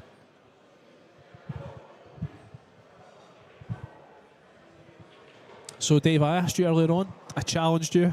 Give me 3 names that's going to win this tournament on Sunday night. I mean, there's so many that could be winning. It's hard to pick 3. I need you to give me 3. Yeah, I mean, at this moment of the competition, I wouldn't like to make a guess. Certainly not that guy out there. We just saw young Matthew Wrigley passing by the box there and giving us a wave. It'd be good to see Matthew do well. Do you know what would be really good to see, Dave? You ready for this? Yes. It'd be really good if you took more racks off Carlo Biado than Matthew Wrigley takes off of him tonight. Well, we'd love to see that. Yeah, I think you may have a little wager on your hands there, G. Let's see how many I can take off him. Yes, tune into the UK Open next week, folks. Dave Black against Carlo Biado in the first round. That's a big one. 9-0. Right. Here we are, Julian Roper racking the balls up. Wendy's, thank you for the comment there on the YouTube chat. Nice to see you, sir. And a pint has just been dropped in the stand, folks. It's a sacrilege, that. Yeah, I think they're just going to brush it under the carpet. Right, yeah. Yeah, someone's dropped their drink. That's seep out. Yeah, I'm having problems with my mic here. Thanks for the praise on the chat, folks. Really appreciate that. It makes it a little bit easier for us to do the comms. Oh, yeah, thank you. Oh, look at that. Go to UK. We will be at the UK Open, but unfortunately we won't be commentating. We're going to take part. We're going to be playing. Hopefully. I think this gentleman's also playing in the UK Open. Can you confirm, are you playing in the UK as well? And if you are, who are you playing in the first round? So here we go. Demetrius Lukatos, 4-2 up in a race to 10.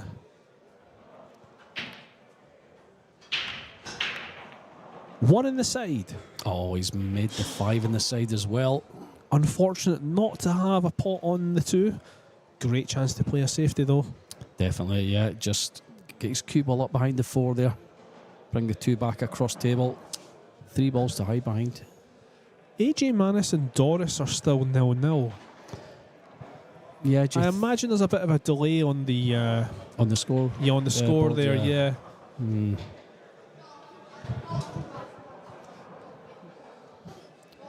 Pier Francesco Garcia's 4-1 up on local player Frank Hughes.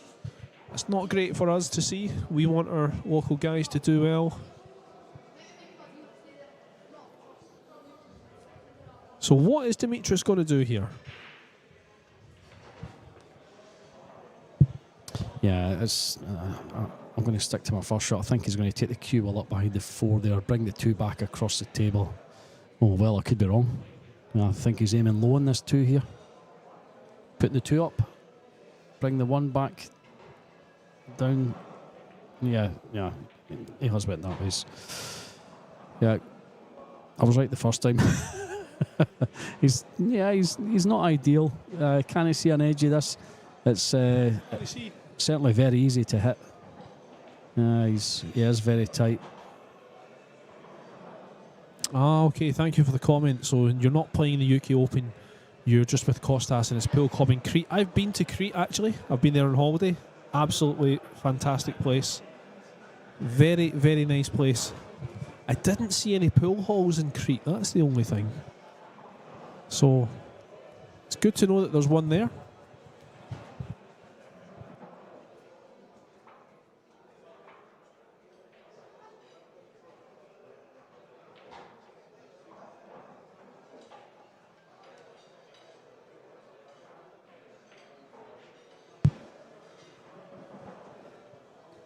So Costas taking his time over this one.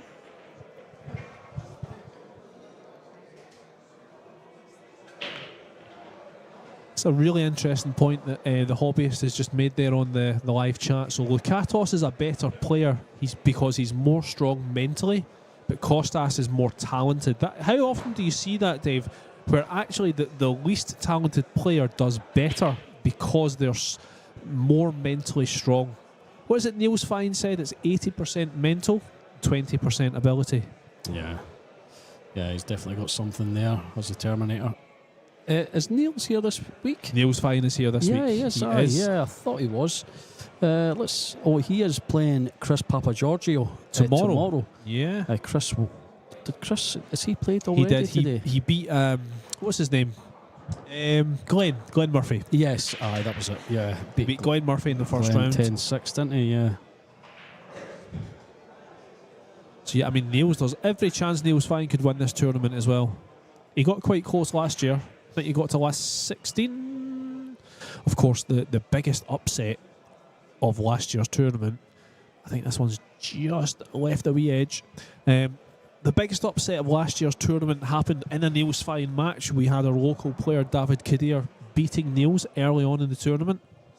That was the biggest story, and something we still talk about to this day. That was an unbelievable result for an amateur player. David is playing in the UK Open next week. He qualified here at McGoldrick's, so it'll be very interesting. A very, very talented cueist is David Kadir. Be very interesting to see how far he goes. Yeah, he's good to watch, David. One of my favourite players here in Scotland. Cracking player. So I think we're going to see Demetrius attempt to get the cue ball back up roughly to where it is right now. Thin snick on this too, leave it on the bottom rail. Forgive me, he's seen much more of the ball than I thought. Oh, he's made it. Not going to. What a shot! All right. What a shot from Demetrius Lukatos. I thought he was going to catch that on the way up there. And this is to go potentially 5-2 up. He does have something to think about on this 6 ball. Does the 6 go in the middle? That's what he's looking at right now. I think ideally, Dave, for me, I think if he just plays somewhat of a stop shot on this 3, maybe move it over a little bit to the right-hand side and just try and draw in between the 9 and the 6 to play the 6 into the top right-hand corner. That's personally what I would be going for. Yeah, because I mean the 6 is tight in the middle there. I don't think he's going to be entertaining that. I think that's what he's going to try and do. Pretty straight on this. I think he can draw it back, Dave. I think he's got enough angle. He can draw back here. You think so? Yeah, you could be right. Yeah, he's not happy, so he's got to be very precise with it.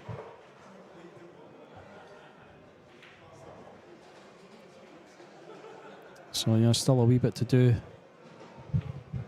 in this one.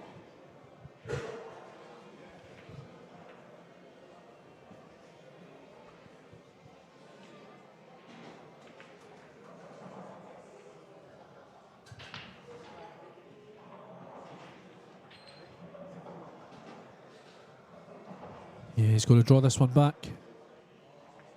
Doesn't want to go too far. He's a little bit uncomfortable because I think he's queuing over the 8. Yes, he is.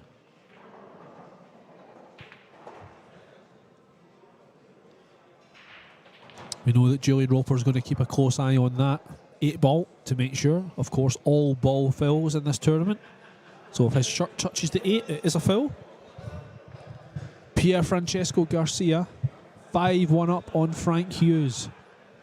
And the score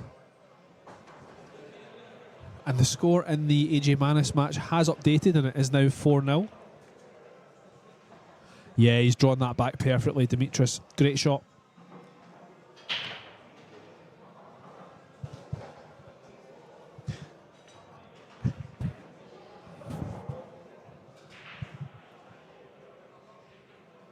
I think he's just going to stop the ball. No point in forcing it. Okay, that's good. He's queuing over the 9 a little bit though. He didn't want to be straight. He's got a little bit of angle. He's going to want to play this 9 into the top right. So just draw the cue wall back a little bit. Play himself a straight shot on the 9. That's the target. He's not happy though. I think he's too straight. And I think the fact that he's queuing over the 9 just makes it that little bit more missable. This is missable. Look at this, how he's queuing. This is awkward. He doesn't have to do much with it though. I mean, just a wee drawback. He's fine on the 9. Well, He's done well. That. He's done really well there. What a shot he's played there. Yeah, it's a great shot. And this is 5-2.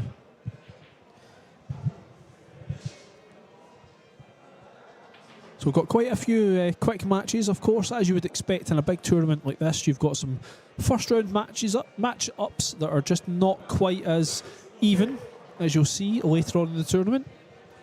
AJ Manis is 4-0 up on Doris Laskowski as Demetrius takes that one away for 5-2.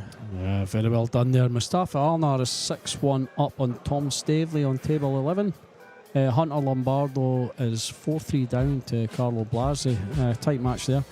Kevin Koskal 4-0 down to Jan van Leerop. And as G just said, AJ Manis 4-0 up on Doris Laskowski. Petri Mäkinen is 3-0 to the good over Paul Scott. And Pierre Francesco, yeah, it's 4 now, just turned 4. Pierre Francesco Garcia, he is 5-2 up on Frank Hughes. Frank just getting another one on the board there. 5-2 there to Garcia over Hughes. Local guy, Frank. Let me point out, by the way, an outsider for the tournament, Petri Mäkinen. Remember this, Dave. Okay. Outsider for the tournament, Petri Mäkinen. Okay. He's not going to be considered as one of the favourites. There's far too many big dogs. Jason Shaw, Carlo Biado, these types of guys. Francisco Sanchez Ruiz. Yeah, FSR could be a shout. FSR. Oh, is this you finally giving me your choices? Okay. FSR. Jason Shaw. Yep, FSR, Jason Shaw. And the Martian. The Duong Quoc Hoang as to do the double. Yeah. So give me an outsider then, Dave. Have a little look at the field. You're not considering Niels Fine? Well, I'll tell you what, right? I'm going to chuck this in here. Do not forget about Elliot Sanderson. Look at the result he had just last week. He beat FSR. Against FSR, 10-9.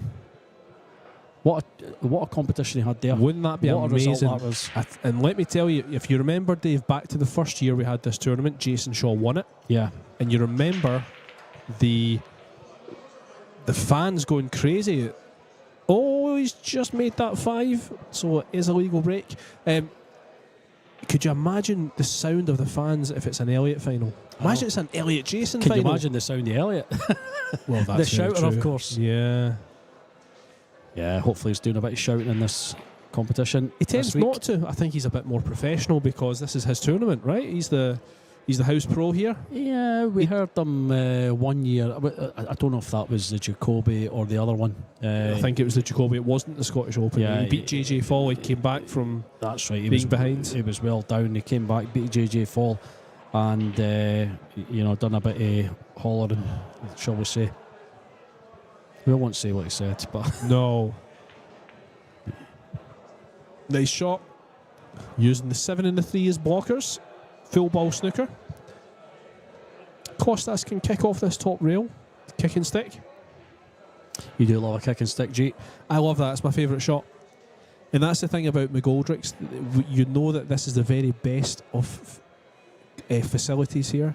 Yeah, the very Rasson best of Ox equipment. tables. And you know that the cushions, they're all going to play true. You know exactly how they're going to play. So for me, I can kick for fun. I played a match. When was it? Last 2 weeks ago. When was the Rasson tour? We did the Rasson tour here. Yeah, that'll be 3 weeks ago at least. I think it was Adam Smith I was playing against, and he was tying me up, and I was loving it because I was just kicking out of everything. Yeah. It's so easy to kick out of snookers on these tables. That was funny. I said this earlier. I was telling someone that you were playing Adam Smith at UK Open. I'm glad I'm not. It's no you. It's Elliot. It's Elliot. Yeah. By the way, folks, keep an eye out for that one in the first round of the UK Open next week. Elliot against Adam Smith. That's a grudge match. We should say that. Those guys haven't got on recently. There's a big rivalry there. And I'm hoping, I'm going to speak to Matchroom when we're down there. I think that has to go on a stream, personally. And you think we should commentate on it since we know them both? Well, exactly. I don't think they'd let us anywhere near the mics. It's great that we're on the Matchroom stream this week, but no, it's fantastic. It's fantastic that Matchroom are involved with this. You know, it really is a fantastic tournament. It's just gone from strength to strength each year. It has. So, saying that, we had a cracking field last year. I think we've got 113 this year. Absolutely. Or thereabouts. A few of the top players, as you say, you know, with the hay ball going on, there's a few of the top players can't make it. There's still some of the top players here, though, this week. This field is still stacked, believe me. So, 1-9 combination coming up here. This is going to be a cheap rack. And this is for 6-2.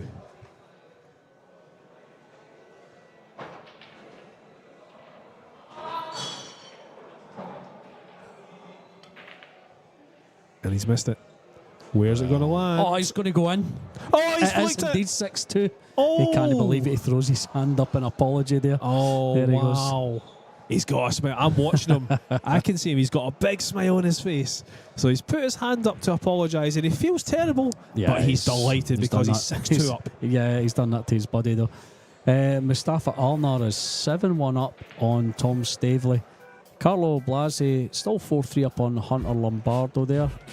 Kevin Koskell, feeling the heat against Jan van Lierop, 6-0 down there. AJ Manis 5-0 up on Doris Laskowski. As is Petri Mäkinen over Paul Scott, 5-0 there also. Yeah, some quick matches. Yeah, Pier Francesco Garcia still 5-2 up on Frank Hughes on table 16. I wonder if this match ends, bear in mind Jason Shaw, Fraser Patrick is scheduled for 9 o'clock. I wonder if we're going to see it a little bit earlier. I can't see either player in the arena at the moment. I'm having a little look around. Yeah, you never know, they might chuck it on earlier. I think this match came on a little bit earlier as well, so we shall see. I wouldn't go anywhere, folks, anytime soon. Yeah, that's a mouth-watering match, that one. There's Jules just making sure he's got everything absolutely perfect there. What a referee Julian is. Yeah, he's not happy with that rack. Just making a few adjustments to it still.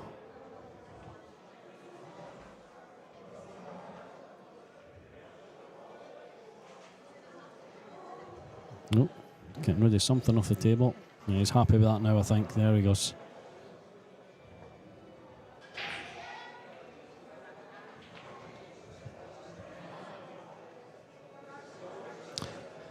So here we go. Demetrius Lakatos breaking in rack number 9. 6-2 to the good.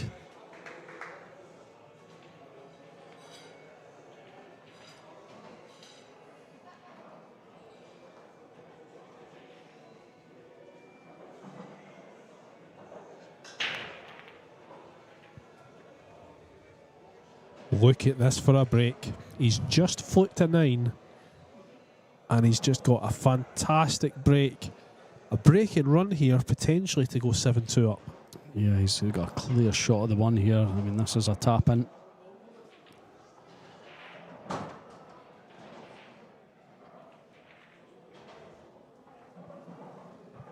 And we've just seen Aloysius Yap walk in. I didn't know he was in this tournament. I thought he was off to China. Yeah, you missed his name when you were going down the list. I was going to mention Aloysius. That is a big chance. Did you change your mind now? You never gave me your 3 players. You haven't given me an outsider. I've given you an outsider who is going to be... I did give you an outsider. Oh, you did. Elliot Sanderson, you did. So to win the tournament... Oh, wow. It's really, really hard. Yeah, you've avoided that, haven't you? David Alcaide's won a couple of tournaments here in McGoldrick's. He loves it here. Yeah, he does, aye. Yeah, I think he feels very comfortable when he's here. And the place has that kind of effect on you, and it's such a good atmosphere to play in. I'm going to back up Jason Shaw. Okay. And I think it'd be amazing for the tournament to see him win it again, given the atmosphere that we had in the final on the first day. On the first event, sorry. So I'm going to go Jason, definitely.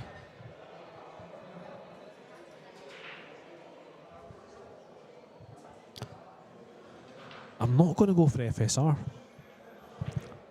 I'm not going to go for Alcaide. Yep. Carlo Biado. Sorry.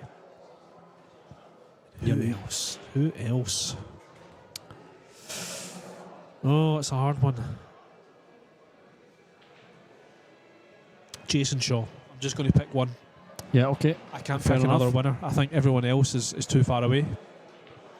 You can't really say Mickey Krause, I don't think. Anyway, Demetrius is running away with this one. Don't forget 9 o'clock, or even earlier potentially, Jason Shaw against former snooker pro Fraser Patrick. A lot of people are still hanging around watching the outside tables. I've got a feeling they're going to move towards this TV table pretty soon to make sure they've got a seat. Yeah, absolutely. Limited seating at this stage. I'll need to find out if they're going to bring in the other stand. There's usually a second stand. No, they're not. They're no, not? this is the only stand that they've got. Oh, interesting. But I think less is more, Yep. if that makes any sense. I wonder if they'll put the tables off on the Sunday night to give people some space. Yeah, the tables at the side. You never know. Yeah, I think they might. So here we go. Demetrius Lukatos. Break and run after fluking a 9-ball in the last rack, and it's 7-2. He's taking them away really nicely, and you can see Demetrius has settled in very nicely now. The nerves have disappeared, and we're starting to see the quality that he possesses. It's also 7-2 to Mustafa Alnar over Tom Staveley. Carlo Blasi is 5-3 up on Hunter Lombardo. Jan van Leerop 7-0 now on Kevin Koskal. AJ Manis 6-0 on Doris Laskowski. Petri Mäkinen also 6-0 over Paul Scott. And Pierre Francesco Garcia, that's 5-3 now over Frank Hughes. Frank pulling another one back there. Pierre Francesco is at the table just now, I can see.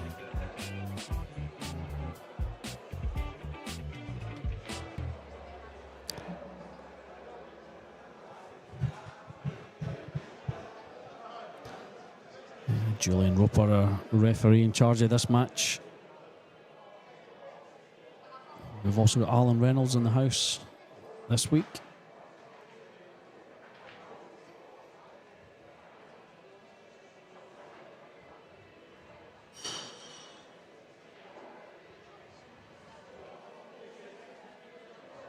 He's so determined to get them perfect. They all have to be touching. Such a perfectionist as young Julian.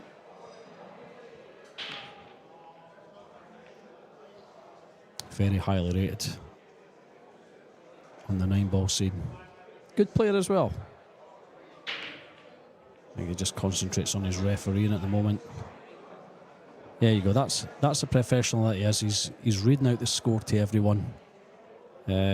Quite hard to get yourself heard. You know, there's a bit of noise going on, but being the professional that he is, you know, he's doing exactly what he would do if he was mic'd up at an event.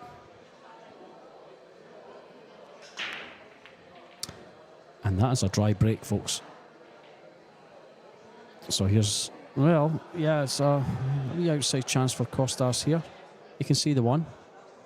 It's a tough wee cut back. Does the 2 past the 3 probably. He's going to be running away from this. He's going to have to come off 3 rails, maybe 2 rails to finish on this 2. Probably 3 rails.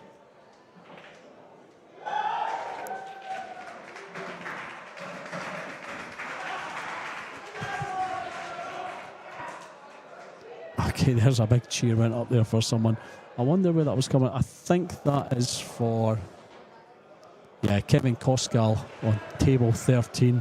He's got his first one on the board against Jan van Leerop. So he's now 7-1 down, but he's happy he's got a rack there. Sorry, my mic just dropped here. Kevin Koskal is from the USA.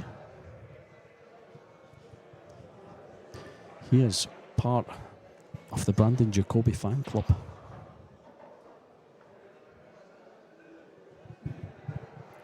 Brandon's got quite a few fans here. They've all travelled over with him. A few of them are playing. They're absolutely loving this event. I know it's only started. I was speaking to a few of them earlier. They love it here.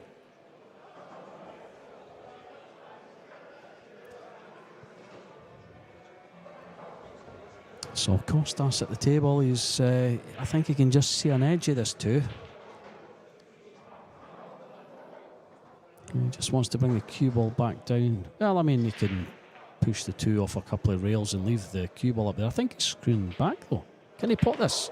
Oh, he certainly can. I didn't think he could get past the 3 there. Now, what a shot that is. Now, here's a good chance to pull one back.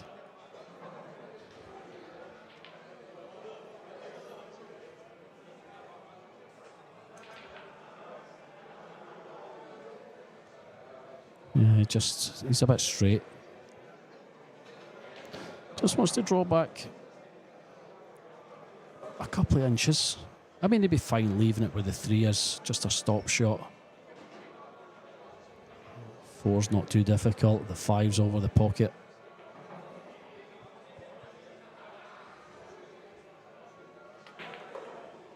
Yeah, he's came right back. He fancies the 4 in the middle. And he's going to be on the rail. He's playing this off the rail. This is a wee tough shot. So yeah, he's going to be coming off a couple of rails here. Yeah, just where his hand was on the top rail there. He's probably going to want to be in that line.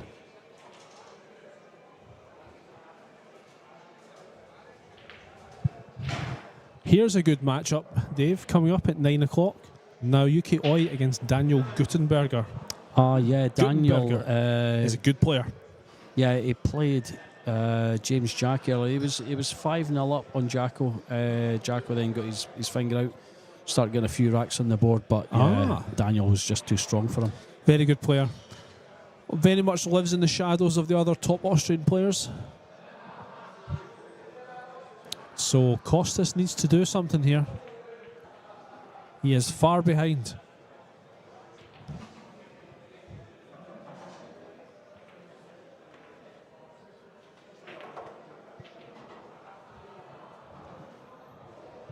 That's all right. All right. I think he can still see that 6 there. He's all right.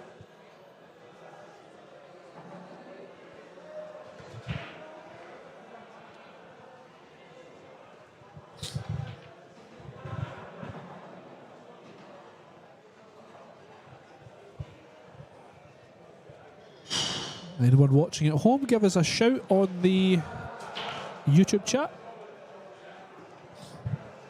And just as I say that, Andy Gallagher pops up. Thank you for the comment, sir. Looking forward to seeing the Scottish Open in person on Saturday and Sunday. Yes, it's absolutely amazing. It's a great setup we have here. Obviously, the table that you're watching right now, there's a little bit of a stand that's been built. Would you call it I don't know. You're going to say terrace, and it's just a stand. There's maybe about 20 seats or so there. You can just see it behind the Jacoby Scottish Open sign. There's a few chairs there on a couple of levels. And then you've got the usual seating that's in part of the club. That's to the left as we look. and then you've got the other 6 tables as well that's got some seats and tables next to it as well for you to view, so you can move around the matches as you see fit. And it is, of course, free entry. That's the most important thing. No tickets. You just come along, buy a drink, buy some food, enjoy the atmosphere. And the food is unbelievable here at McGoldrick's. Oh, we've got Mikey Duncan joined us. Yeah, I don't think Shaq McGee or Mark Ingram are playing this weekend. I can't believe he's snookered himself there. Or has he? No, he's not snookered himself. No, he's ball fine. just didn't stop moving. It kept going. No, you can see that. You can see that easy, G. He must be thinking... Dave, can he see that? Yeah, you can see it. Only he must be very fortunate then, because I mean, that is close to being a snooker. The thing is, he's going to have to travel up table. Yeah. He could roll it in, but he's going to leave himself queuing off the rail, which is not ideal when you're 7-2 down. Yeah, I think that's what he's looking at there. Yeah, you can definitely see this. You can see this easy. He's got to go round the rails, I would say. Yeah, he has just stopped it in. Just.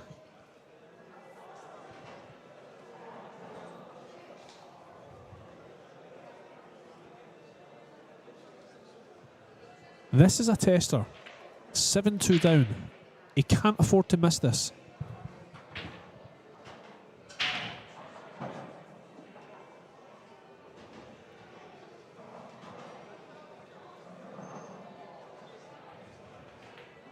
He has missed it. He has missed it, and he's left it. Dave, I wonder if he's focused on that cue ball more than the actual pot, because look at how far the cue ball's gone up table. I think he's played to leave that safe, almost expecting to miss it. I think he needed to make a couple of rails there and come back down to leave an easier shot for the 9. Just left his cell a bit much distance there. A harder shot. This is a gift for Demetrius Lukatos. And this is to go 8-2 up. Yeah, and there it is indeed 8-2. It's also 8-2 to Mustafa Alnar over Tom Stavely. Hunter Lombardo 5-4 down to Carlo Blasi. And Jan Van Leer up 8-1 up now on Kevin Koskal. You heard the cheer going up a couple of racks ago for Kevin. AJ Manis 9-0 up on Doris Laskowski. Come on, Doris. Let's get one on the board. Petri Makinen also 9-0 up on Paul Scott. Pier Francesco Garcia 6-4 up on Frank Hughes. I think I was saying earlier, Doris is one of the American entourage that came along with Brandon. Yeah, great. Speaking to him earlier, Kevin is one of the Americans as well, as is Paul Scott. They're all part of the same group. Is that why Elliot Sanderson was screaming like a madman when we seen what is his name, Kevin Koskal, get a rack? That must have been it. Yeah, there was a big cheer went up, wasn't there? Shout out on the chat to The Bug. Nice to see you. Stephen Slater, he is a GB9 evening champion. Bug. Nice to have a pool champion on the chat. And Rivas182, thanks for the shout out there. We are looking forward to the Shaw match. Jason Shaw against Fraser Patrick will be coming up shortly. I don't think either player are in the arena yet. That's the only thing. I will say the club is filling up nicely. I think a lot of people are looking forward to this match. Dave, you and I have got the best seats in the house. Yeah, we have. Absolutely. I am going to nip out soon though and take a few snaps. Keep my seat for me, G. I will try. You're going to have to fight them off. Yeah, I can't see the next match. I can't see the players in yet, so we might have a little wait. Yeah, I mean, it is only 8:05. They're not expecting to play until 9 o'clock. And the way this match started out, both players were quite nervous. It looked like it was going to potentially go all the way. But yeah, Demetrius Lukatos has run away with this one. Nice break. Cue ball's going to be fine. He's got a shot on the 2, but look at the 5. 5 and 9. Tied up. Yeah, I mean, he's got to finish on the right-hand side of the 5 there to make it. Well, he could make it in the bottom right, I suppose. Just depends. You know, I think it's easier to make it in the left-hand pocket. I'll see a bit more of it.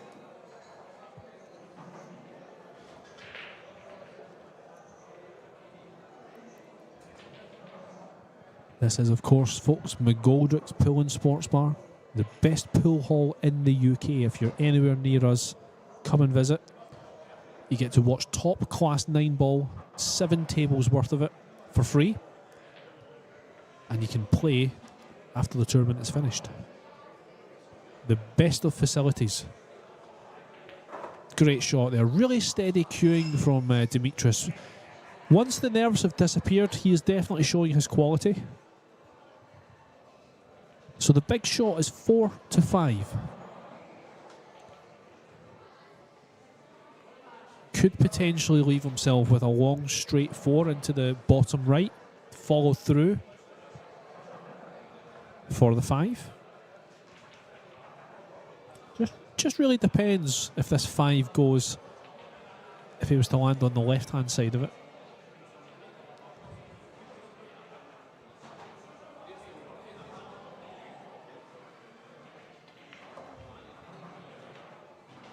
He's overrun it by some way, so much so that he's going to have to make it into the bottom left. If it passes the 7, I believe it does. Yeah, this is tricky. And he will have to play for the 5 in the bottom right there. Can't get down the left hand side yet now.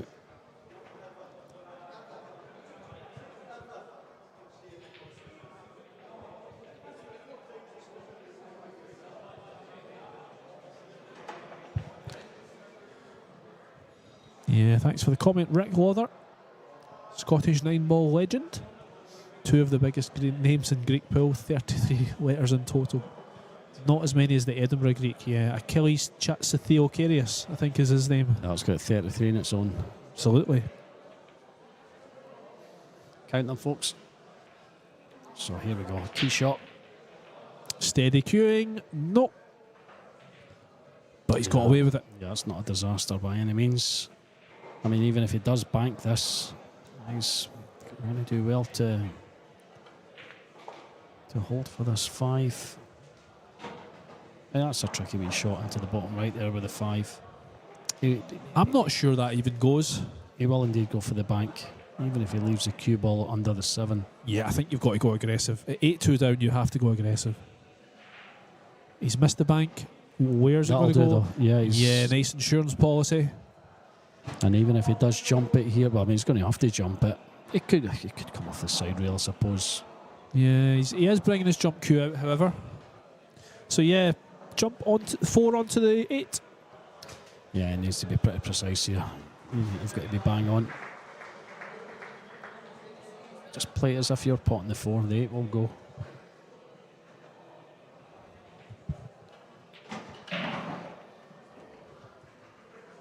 And we've just had another result in, folks. Petri Mäkinen, my choice for outsider to win the tournament. Petri Mäkinen, 10-0 win over Paul Scott from the USA.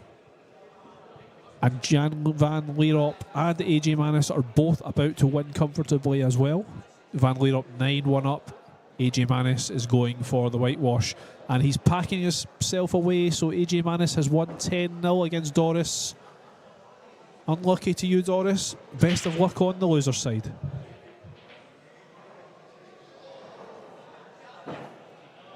Mustafa Alnar, fair play to Tom Staveley. He's starting to put up a bit more of a fight against Alnar. It's 8-4 to the Turkish player. So here we go. Jump for Lukatos. Oh, what a shot. What a shot. And look at the angle he's left as well. He can put this cue ball anywhere he wants it. Brilliant shot.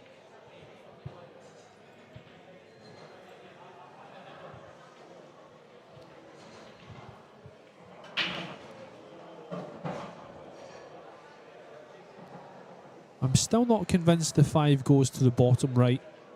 Depends really where you leave the cue ball. I think if you leave it towards the bottom rail, it will go, definitely.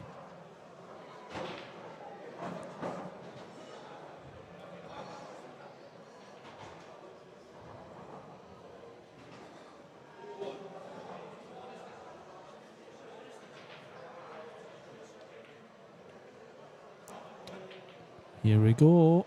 Is he going to see enough of this 5? Doesn't want to land on top of the 7. He's landed on top of the 7.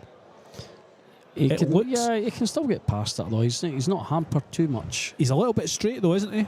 And the issue is he's going to have to put left-hand side on this because he can't see the middle of the cue ball. Yeah, it's a tricky one. It's not a gimme by any means.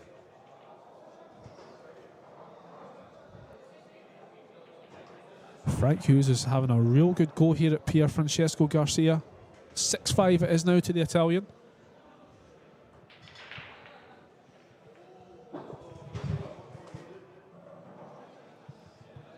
And Jan van Lierop has won 10-1 against Kevin Koskell. He's played that really well, Demetrius. Yeah, that's a good shot there. He could only see the left-hand side of that cue ball, and he's used that to his advantage. Brought it out to centre table. What does he do here, Jays? He just pop this in and leave the long 7? Yeah, absolutely. Just a stop shot. Yeah. Yep. Or maybe roll, ideally roll through a couple of centimetres, I would say. I think he's just stopping it. Well, I'll just play it off the rail. Perfect. Yeah, that's good enough. Just needs to pot the 7. Nothing dramatic. We've had a question on the chat. Is there Duong Quoc Hoang tonight? No, he won his match earlier on today, so he is through to tomorrow. Nice name. Right, here we go. Demetrius Lukatos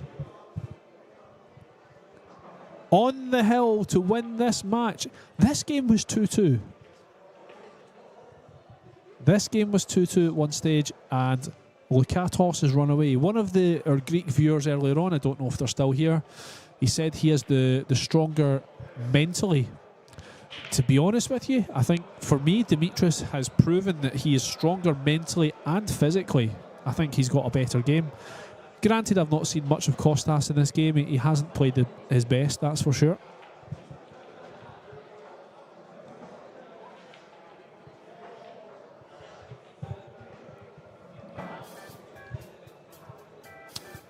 Gone back to the Mustafa Alnar Tom Staley match here. Tom's pulled a couple back. He's 8-4 behind now. Looks like Mustafa was running away with that for a bit, but Tom's putting up a bit of a fight. Carlo Blasi 6-5 up on Hunter Lombardo. That's a tight match, that one. That's stayed tight all the way. And AJ Manis 9-0 up on Doris Laskowski. Did you reckon that one was over, G? Did you say? It is, because Doris is off the table having a laugh. I think she's having a drink now as well. Yeah, quite right. It is 10-0. They've just not put the score up. Same with Jan van Lierop. That was 10-1 over Kevin Koskal. The score's still saying 9-1. Pier Francesco Garcia 6-5 up on Frank Hughes. And as you can just see there, Dimitri Lukatos on the hill 9-2 against his good friend Costas Kukiadakis. Kukiadakis. Yeah, it depends how you say it. Depends how you see it. So here we are. I think this one's over, folks. It's going to take some effort for Costas to come back and win. I wonder what I imagine they're room sharing, seeing as they're friends. I wonder what the atmosphere is going to be like in the room tonight. Yeah, I'm sure they'll be fine.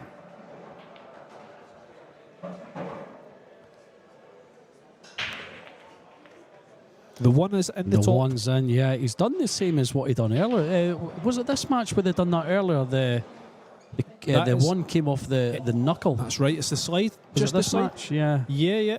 It's quite a normal thing. I see that quite a lot with a brand new cloth. Yeah. I remember Filler did it to Mosconi not so long ago either. He'd done it with the 9 actually, I think. Yeah, fair enough. Missed the 9 off the middle knuckle, and it almost like it almost checked. So yeah. Just making sure that it's not frozen.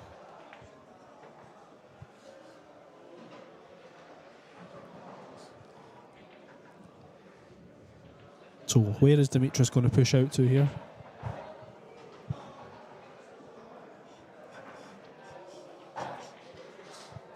It's certainly taking a long, hard think about it.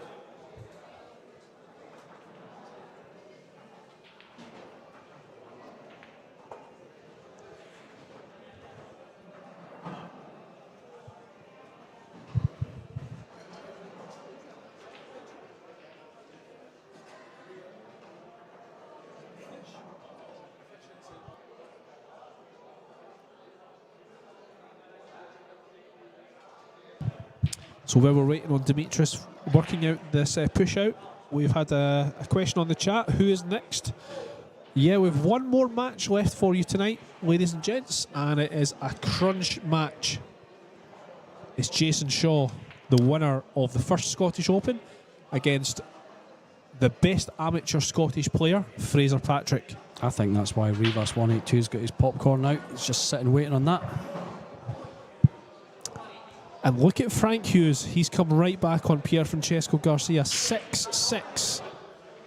What a win that would be for Mr. Hughes. Yeah, what a match that is. Also 6-6, Hunter Lombardo, Carlo Blasi. What a match that is. But we're back to this one on table 21. He's really agonising over this.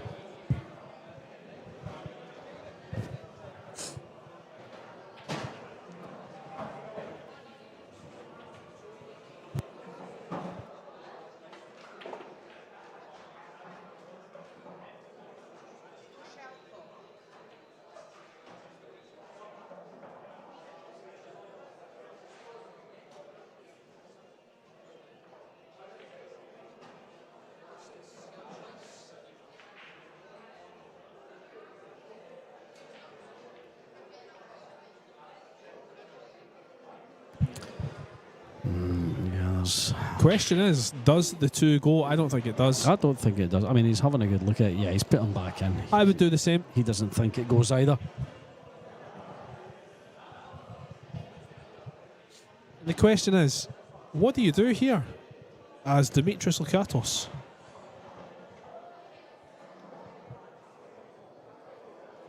Where does it go safe?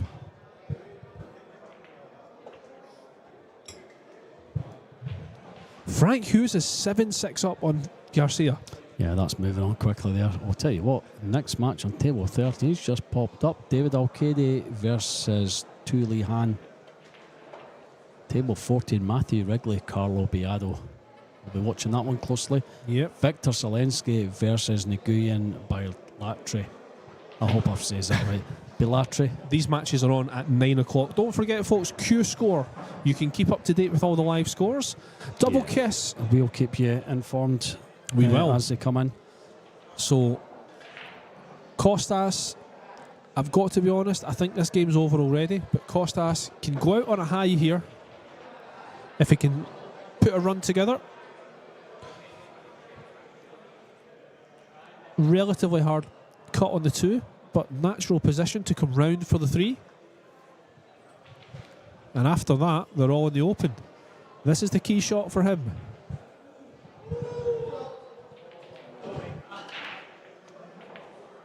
He's missed that by some way, and that will tell you why he's 9-2 down. I think he's given this game up. Not feeling his best. He's left Lakatos straight on this 2, which means he's probably not going to get shape on the 3. Will Lakatos be tempted to go safe? Perhaps cue ball behind the 7, 2 on the bottom rail? Or at 9-2 up, is he just going to go for it?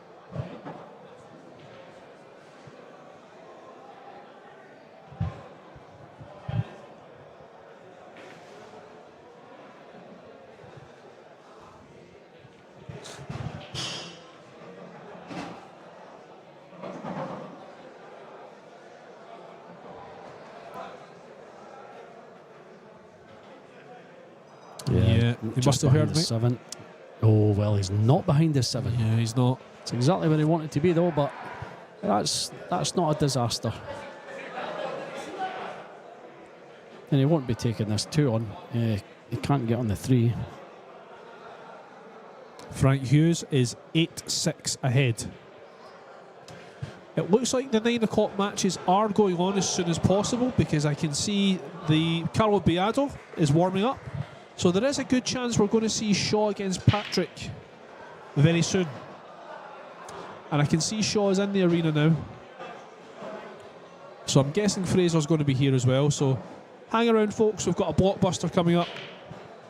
Yeah, you don't want to miss that one. And this is turning out to be a blockbuster for Lakatos. He is on the hill. And he is at the table. And the bug making a comment there.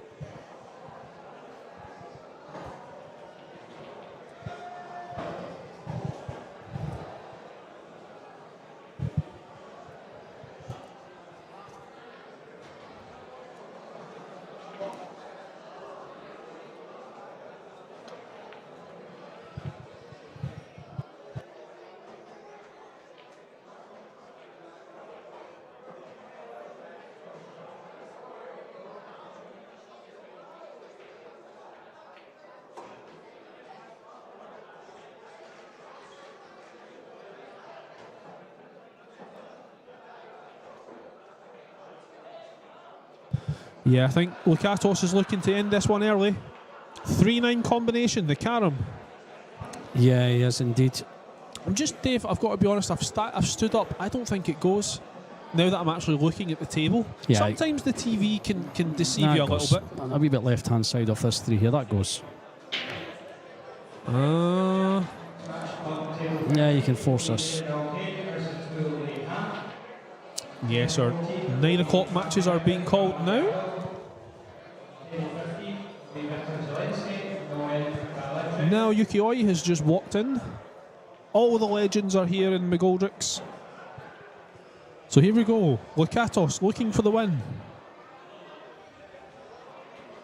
And there it is. Yeah, there it goes, folks. Makes the win. So congratulations to Demetrius Lukatos. And he is through. A win against his friend, Costas. It's a very convincing 10-2 win. Ladies and gents, hang around. We have got a blockbuster coming up next on the TV table. The 2 best Scottish players going head to head. Jason Shaw against Fraser Patrick.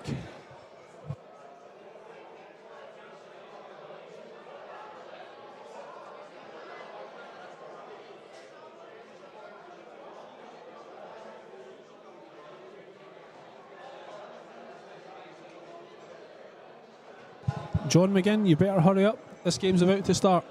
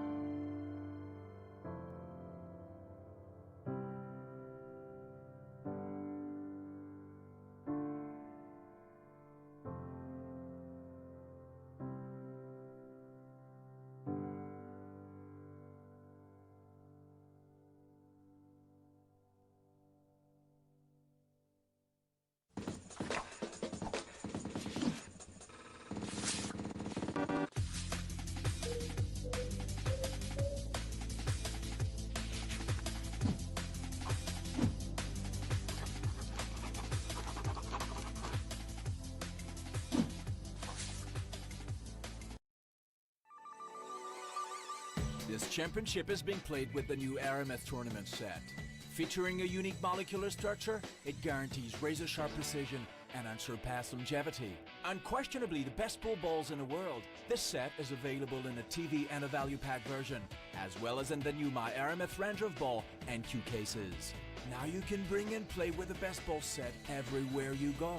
My Aramith, bringing new dimensions to your billiards experience.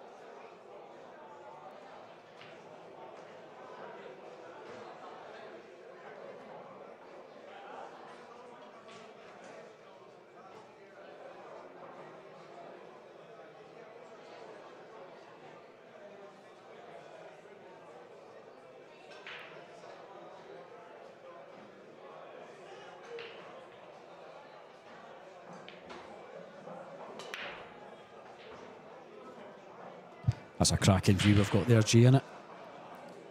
The rest of the tables, well, you can see half a table 11. There's not much going on that table just now. Yeah, well, as the match just ended, actually, Mustafa Alnar has defeated Tom Stavely 10-6 there. You can see Carlo Blasi at table 12. I think he's looking for a referee. He is 7-6 up on Hunter Lombardo. There's David Alcady at table number 13, just sitting down watching his opponent, Nguyen Belatri. It's not Nguyen Belatri, apologies for that, it's Tuli Han. And there's Carlo Biado at table 14, just sitting down. Matthew Wrigley is at the table at the moment. That match has started. Matthew at the table. Yeah. What's Carlo doing here? Whoa. Yeah, he's fouled there. That's just what the referee was coming in for, just to watch that one close. So here's Matthew on the 9, up at table 14. 9 down the rail there. He's just taking his time. I think a bit of movement. Yeah, he's just he's letting Alan go past there.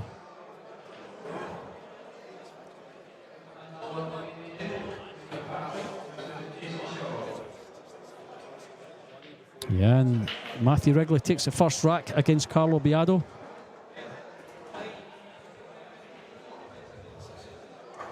Some good matches going on here. Some of the bigger names enter now.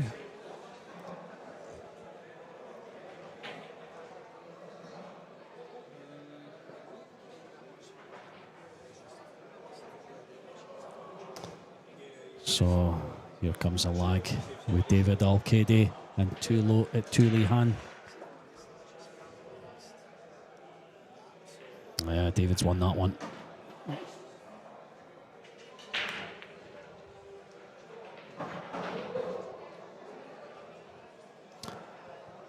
Oh, there's O'Grante joined us.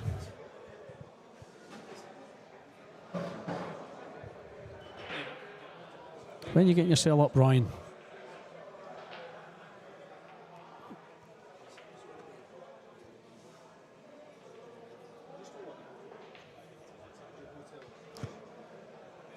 So table 12 here.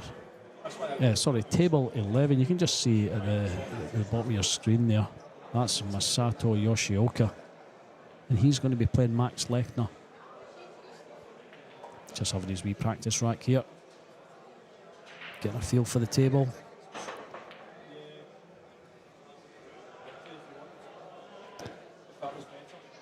There's Hunter Lombardo on table 12. Just a 7, 8, 9 to go. He's played this nice. That's a great shot there. Oh, well. Yeah, I thought he was going to pull up a bit sooner than that. Well, yeah, it's hard to see from this angle, but I think he's going to be coming a well away for this 9. Can he hold for it? Should be able to.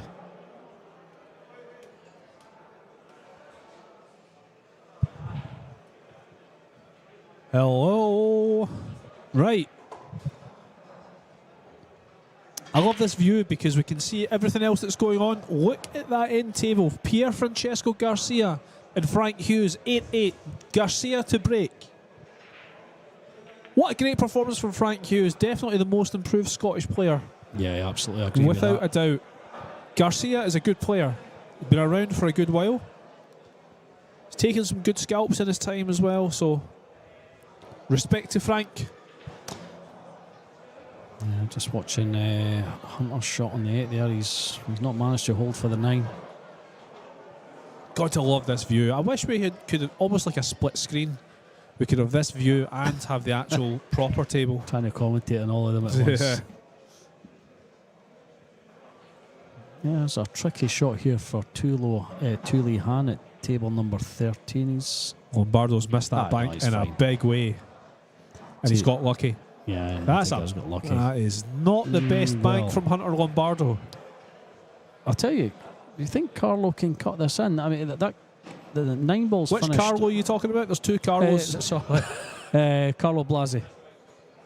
I think he's looking at the pot here. He's looking at cutting this in.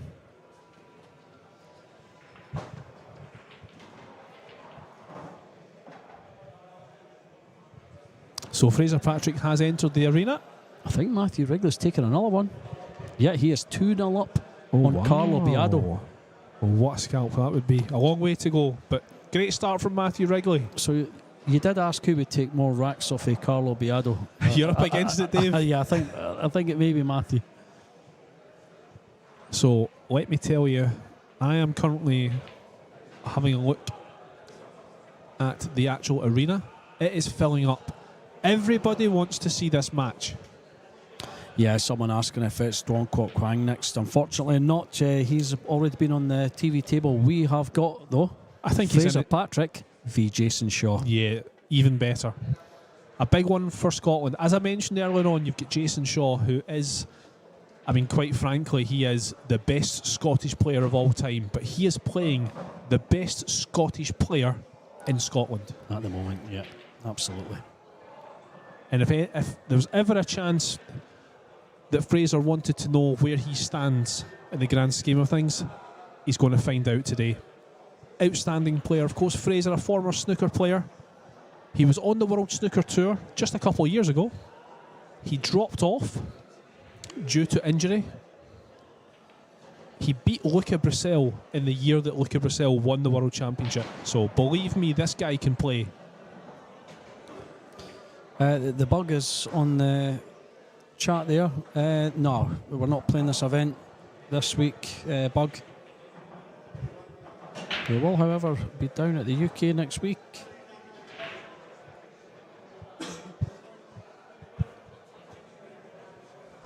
But yeah, you're right, good player.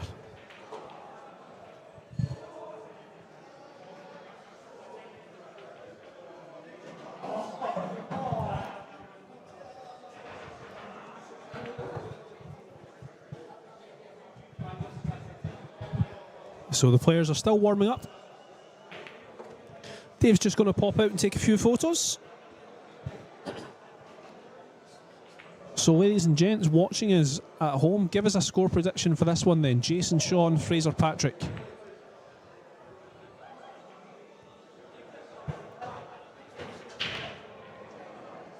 Bug, thanks for your prediction. I think you'd get 1,000,000 to 1 at the bookies for that. Speaking of Biado, he is 2-0 down to Matthew Wrigley right now. Pier Francesco Garcia at the top end of the room, as you can see, is 8-8 with Frank Hughes, the local Scottish player. Looks like they're still very much at the beginning of that rack. Wrigley's at the table, looking to go 3-0 up. And he's on the 8.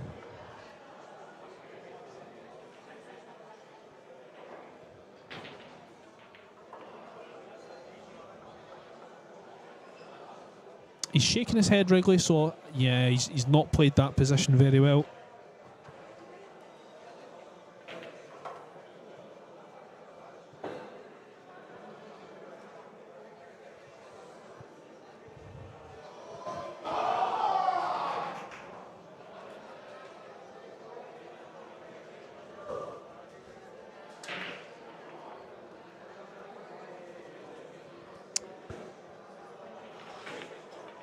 It looks like Wrigley made that shot. He did. Matthew Wrigley is 3-0 up on Carlo Biado. What a start it is for the Scottish player. And what an amazing scalp that will be if he takes it. Another player looking for a scalp is not Fraser Patrick, yeah, but Frank Hughes. 8-8 with Pier Francesco Garcia, but Garcia is at the table. And here we go, the lag for this match. And it looks like it's going to be Fraser's. Oh, it's tight. I think Fraser's won it. Julian's having a quick look at this. Thanks for your score predictions, folks. Who do you think is going to win? Angus MacDonald, the legend. 10-9 to Fraser. Wow, what a result that would be. What a scalp for Fraser Patrick this could be. And I think it's possible. This is one talented player. You're going to see it for yourself. If you've never seen Fraser Patrick play pool, he has got one of the smoothest cue actions you'll ever see. Rivas says it's going to be 10-8 to Patrick. So wow, a couple of people are looking for the shot. Question from Andy Gallagher: what time is food served from and to in McGoldrick's? By the way, the food is unbelievable at McGoldrick's. Unbelievable. Food starts at, I'm guessing, 11, I think it is. No, in fact, sorry. 12 o'clock, definitely, until 7:30, I believe. I think that's quite an accurate guess, actually. Here we go. Julian Roper just racking the balls. And Frank Hughes is at the table here. He's on the 7. Frank Hughes, oh no, he's walking away from the table, so I think he's missed. He's scratched. He's scratched on a 6. And it's heartbreak for Frank Hughes. That would have been a massive victory for him against Pier Francesco Garcia. But it looks like it's not happening. We'll keep you updated with the scores on the outside table. Fraser Patrick to break. Race to 10.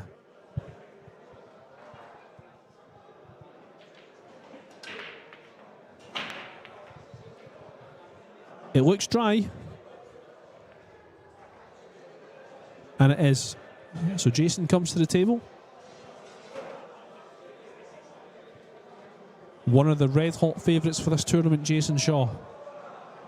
The winner of the first Jacoby Scottish Open. I think he got to the semis last year. Or quarterfinals. And he's going safe.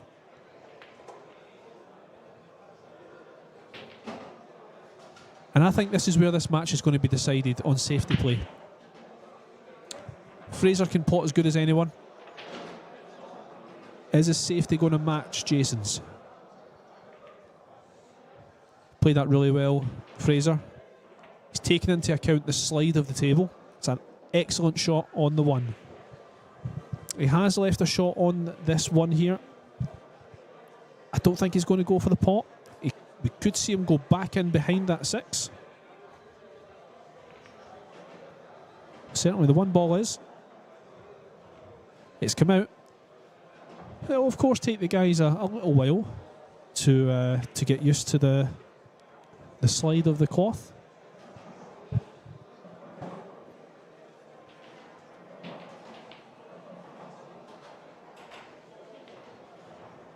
think Fraser's left this one. It's tight.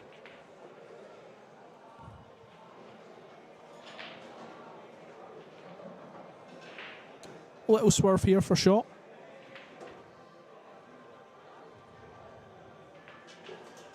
Well, that might well be his break cue that he's jumping with there, and it is.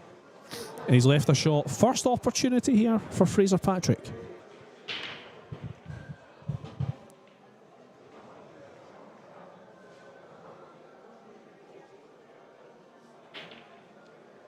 And Biado won the next rack, so it's 3-1 to Wrigley. And Garcia's come through. In fact, it's 9-8 to Garcia. I'm forgetting it's a race to 10, of course, in the Scottish Open. So they're not quite hill-hill. That match has been going on for a good while.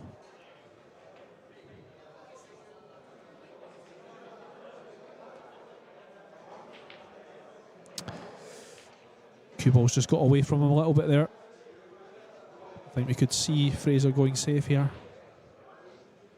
He could pot it. Again, let's not forget this is a professional snooker player. Yeah, I think he's going to go for the pot here. Go round the rails. Nope. Oh, the bank. What a shot.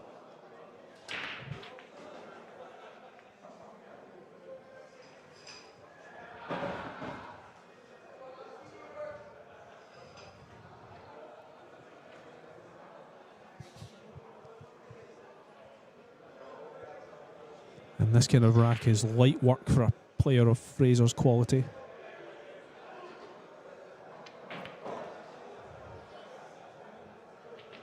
Super smooth stroke. Fraser, of course, competing in the UK Open this year. Last year, he beat Stuart Bingham 9-0 in the first round at the UK Open. This guy can play.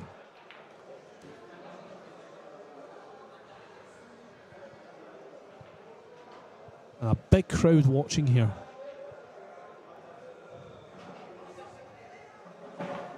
There you have it. So Fraser Patrick taking the first rack.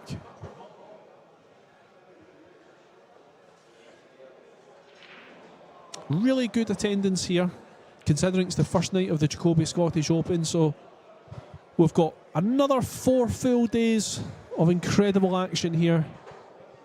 But a lot of people turning out on day one. And there's no reason why not. So Julian Roper racking the balls. There we go, we can see some of the crowd. There's Elliot Sanderson in the background, watching on. Good friends with Fraser Patrick, of course. And there's Charlie Shaw, the father of Jason.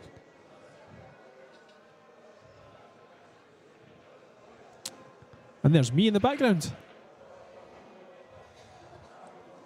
Charlie always watches Jason when he's here in Scotland. He'll be a regular fixture at all of Jason's matches.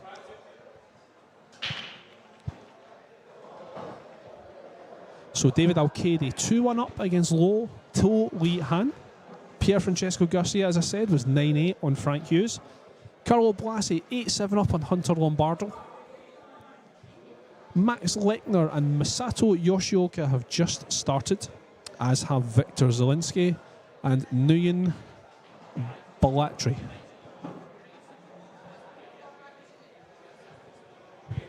Okay, Fraser Patrick to break. 1-0 up. 1 in the side, 6 in the side.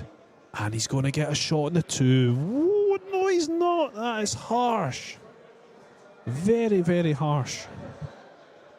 It looked like an outstanding break, but it hasn't worked. So, maybe a little slow roll. Could lay the 2 up against the side rail. Cue ball behind the 7, potentially.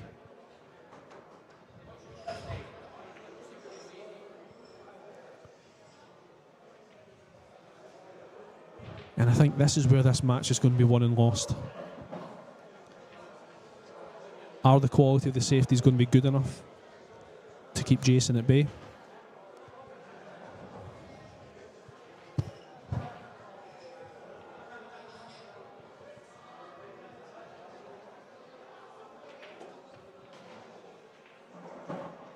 He's looking to go behind this 8. This looks good. No, I think the slide has caught him out there. And he's left a shot for Shaw. Possible 3-9 combo. Sorry, a possible 3-4 combo. Once he pops in this 2. Can't imagine he'll be doing too much work on this 3. Take his medicine. And he's turned down the pot. So, does the 2 pass the 7? Don't think that's good enough. Quick check there from Fraser.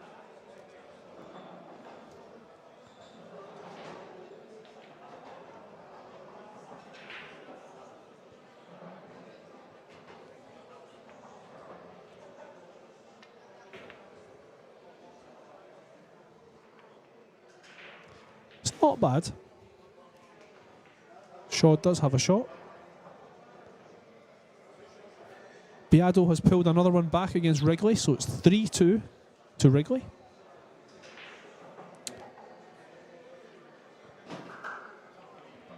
And Tolly Han 2-2 David Alcady.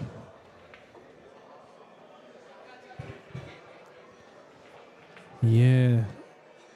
Again, not good enough for me. And he's given Fraser a pot here. Again, Fraser, probably one of the straightest shooters. And again, he's turned it down. I'm surprised at that.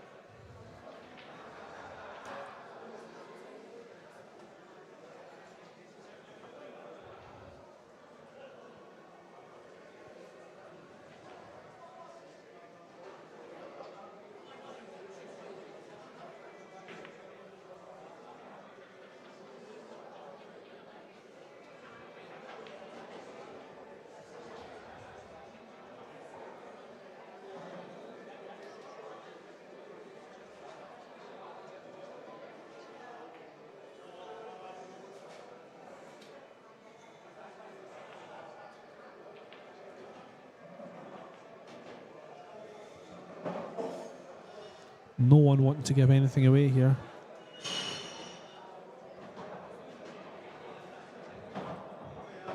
Victor Zielinski's taking the first rack. Where's this 2 going to go? Again, Jason's just misjudged the pace of the table there.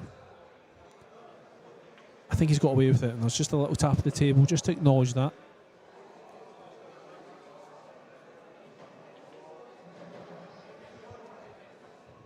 And John McGuinness kept to his word, and he has turned up at the arena. And there's a shot there from Fraser.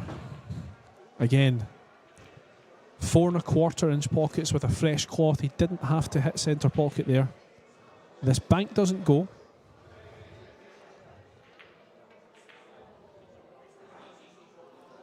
But he took it on. And he's given up the table to Jason. And this is where Fraser will need to be really careful.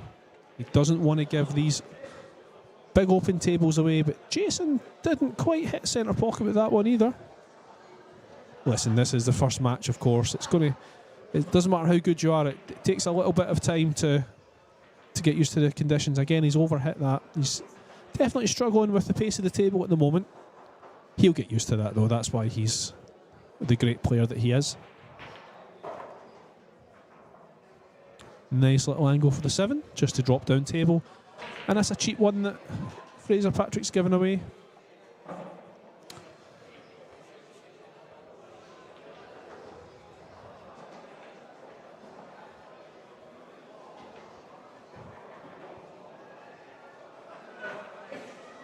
And there we have it. So that is going to be 1-1. Fraser can't afford to give away too many racks like this.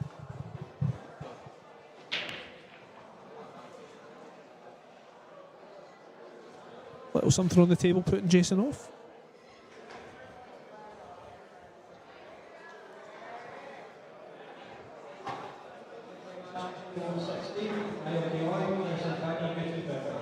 So there we have it. Jason is level. Fraser Patrick 1, Jason Shaw 1. And sad news for Scottish Pool. Unfortunately, Frank Hughes has fallen to Pier Francesco Garcia, so that's 10-8. Great effort from Frank Hughes, he should be very proud of himself. And we've seen Elliot Sanderson now appear into the arena.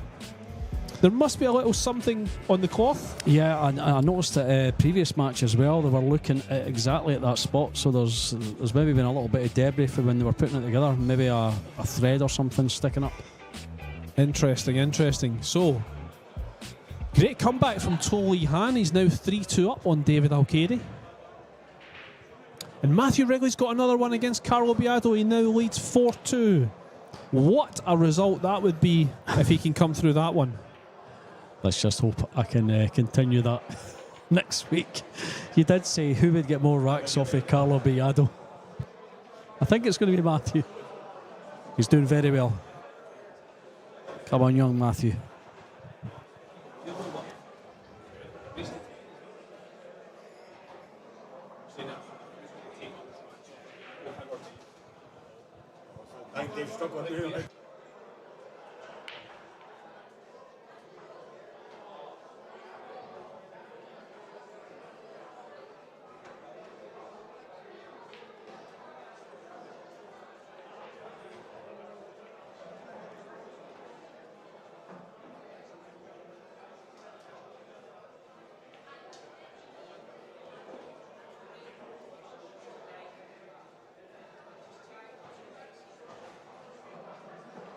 So here we go, Jason breaking in rack number 3, 1-1 with Fraser Patrick.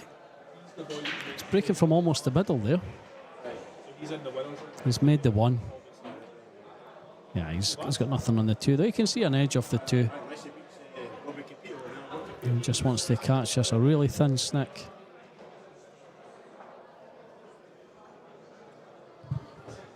Yeah, Dave, I was just saying I think you were obviously not here. Oh, double kiss on that one. Oh, he's been got lucky. away with it. Yeah, you were obviously watching the match from outside in the arena. I think that was a bit of a cheap one that Fraser gave away there. He needs to get that under control. Yeah, he's. I thought he was going to take that one down. He gifted Jason that one. So Fraser's going back for his jump cue. Fraser's sponsored by Mez, and I know he's loving his new equipment. Obviously, Jacoby is the best equipment out there, we know that. But yeah, Fraser very much liking his new cues. Repping the brand, as you can see. Supposed to catch the left-hand side of this here. There you go. That's perfect. Very good. Yeah. Very good shot. That's a great shot there. Well done. Wee tap of the table there from Jason in appreciation. I mean, it's an easy one for Jason to get out of round the back of the 5 there. He could. Yeah. Well, I'm going to say, no, you can't really kick and stick that. That's it. No, he's gone for the jump cue. Yeah, I think kick and stick was the shot, but just because of where the 8 is, I don't think there's any value in it. Yeah, he's obviously going to jump, come off the side rails. So it's a jump kick. Yeah, I mean, I thought he could get under the 5 there, but yeah, he's going to jump just above the 5. There it goes. What a shot he's played there, but that's unlucky. Yeah, he's left a pot. With how it's left. Issue here for Fraser, I think, is that the 5, I think, is going to get in the way of his path to the 3. Yeah, absolutely.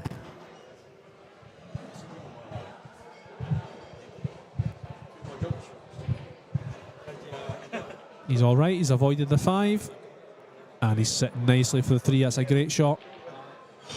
I think position 4 to the 5 is the key shot here.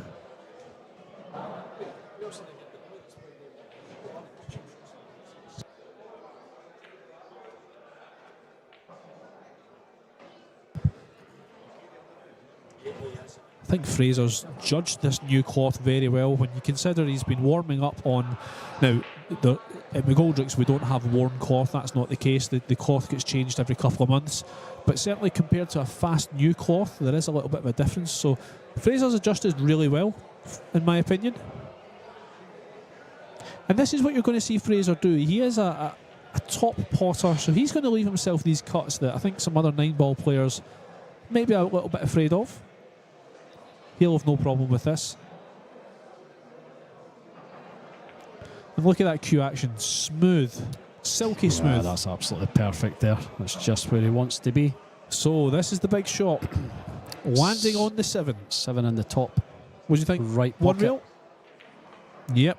Or even the second rail? Yeah, that'll do nicely. He's absolutely fine there. Fraser's not going to let being on the TV affect him either. No, not at all. He played on the TV table at the UK Open last year, a couple of years ago as well. Oh, he's punched that through. That's beautiful. Yeah, they'd like to be another inch higher, but he's all right there. Yeah, that'll do nicely. Holds the cue very lightly, Fraser. I've studied his cue action quite a lot. I try and take it as much as I can away from it.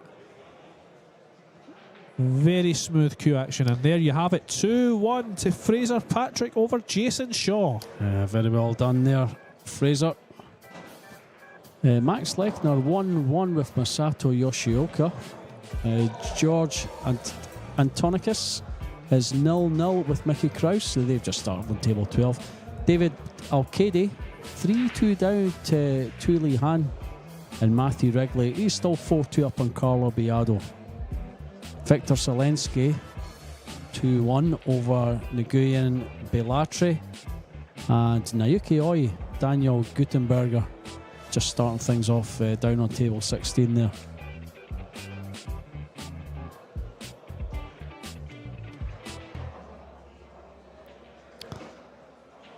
So this is lining up to be a cracking match. This a really good start, especially for Fraser Patrick. I mean, he's unlucky that he's not 3-0 up.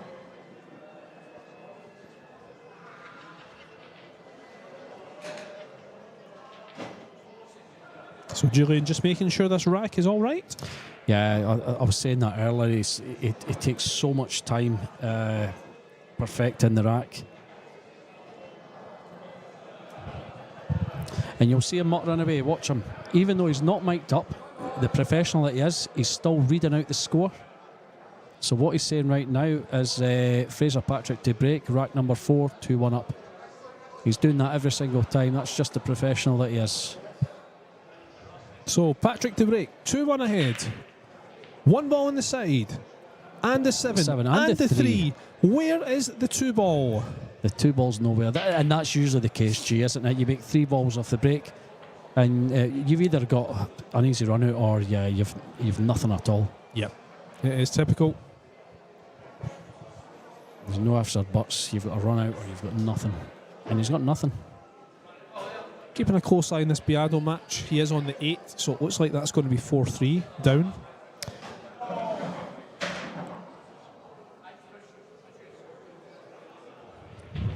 Mickey Krause has just appeared on the table. Yeah, he's on table 12 playing George Antonakis. Oh, yes, he is. I didn't see that. Okay, so push out here. Centre of the table is the best place to leave it here. Yep, doesn't want to give Jason a shot at this 3. I mean, a shot is there if he wanted to take it on, but I don't, even though he's probably one of the sharpest shooters around, I don't think he's going to take this on. The 2. The 2, yep. He might take this on. He has taken it on. What a shot. Yeah, he's got nothing here, though. He's got the bank. Yep. I'll tell you what, this is a fairly straightforward easy bank. Yeah, yep. Look where the 5 is. This is looking good. We've got to make this, Jason. Which Boom. He does. Straight in the middle. And I think that's 2-2. Yep. On with the next one.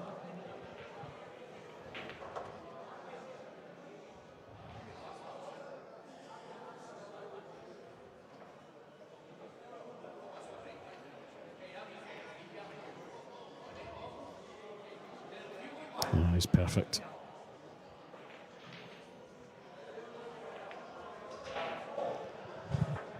Yeah, there we go. That's going to be 2-2. Oh, just taking his time there, Jason. And there we have it. 2-2, and it is indeed. And what a difference, if you were here for the last match, what a difference in the match we've seen. This is fast and furious pool, aggression. A little bit of a nervy one we've seen in the last game between the 2 Greek lads. But this is high level pool, we're seeing. Just the slightest little mistake And that was a mistake that Fraser made with his push out. He left it too tempting for Jason. Yeah, I think this may be one of the best matches you're going to see this week. This is going to be a cracking game. This we've all been looking forward to this one. Yeah, absolutely. Since the draw was announced. Oh yeah. I think, Dave, because you and I both know Fraser well, we know what he's capable of. Absolutely, yeah. And we know that he could pull off a shock here. Again, could you argue that that was another cheap rack he's given away? That push out would have been fine against you and I, but when you're a sharpshooter like Jason... Yeah, no, absolutely. He's taken it on, he's executed it well, he's inch perfect on every shot. So Max Lechner is 2-1 up on Masato Yoshioka. George Antonakis still 0-0 with Mickey Krause there. And David Alcade has levelled things up 3-3 with Tuli Han. Matthew Wrigley 4-3 up on Carlo Biado, and Victor Zelensky 3-1 up on Nguyen Belatri. Now Yukioi just put his first one on the board there, 1-0 against Daniel Gutenberger. So here we go, breaking in rack number 5, Jason Shaw. 2-2. Watch the night. Oh, yeah, I don't think the name was gone there. How's this for a break, Dave? That's pretty good. I think that's 3-2. Yes, I think that's 3-2 to Jason. Pretty quick. These are looking perfect. 4 onto the 5. It doesn't matter if he makes the 4, he's on the 6. Be quite happy to see the 4 going as well. Yeah, and that's fine.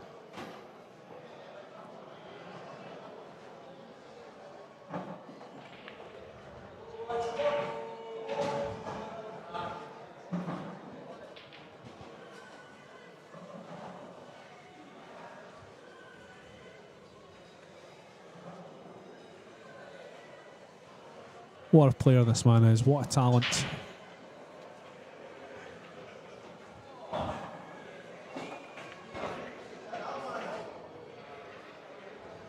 Yeah, he's certainly attracted the fans, and there's a lot of people in watching. They all know Fraser, they all know Jason, they all know Jason's game, and Fraser's in here every day. And I believe these guys have a rivalry going back a long, long time. Way before you and I got involved in 9 Ball, Dave. Way back to the early days of the SATA Tour. Yeah, definitely. The old Scottish Tour. 20 years ago. These guys were playing each other. And there you have it. Jason Shaw runs that one out. Yeah, breaking 3-2 run. it is indeed. How many breaking runs do you think Jason Shaw's had in his career? Thousands? That's like it's got to be thousands. How many grains of sands on Portobello Beach? There's no way knowing. You know, he's not kept the stats. No one else has kept the stats. You're never going to know. Unless you go to Portobello Beach and count grains of sand.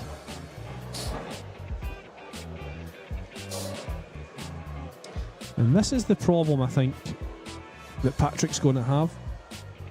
When he's parked in his chair, he can't really do anything. He needs to take full advantage of being at the table. And with winner break format, guys like Jason can just run through the racks, no problem. One after the other. There's Jason eager to get on with things.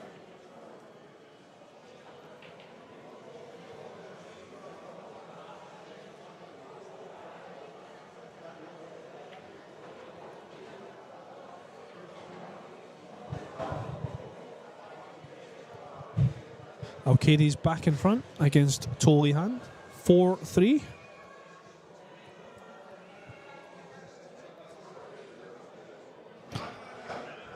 Okay, here we go. Jason to break in rack number 6, leading 3 racks to 2 over Fraser Patrick.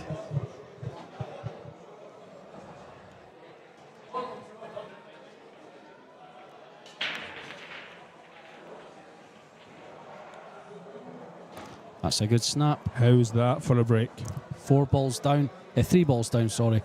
The 3, I mean, natural shape for the 3. The 3 does pass the 9.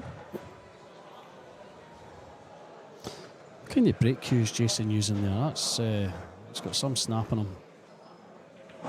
Is it a blackout? No. He is sponsored by J Flowers. Oh, yeah, fair enough.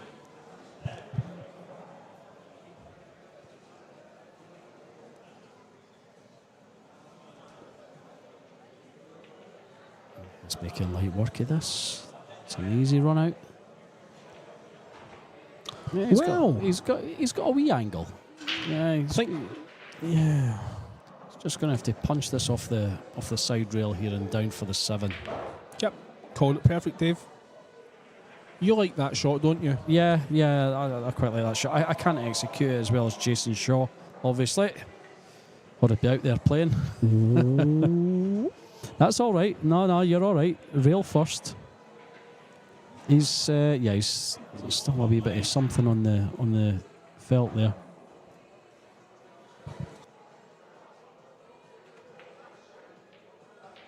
He's all right. He's absolutely perfect there.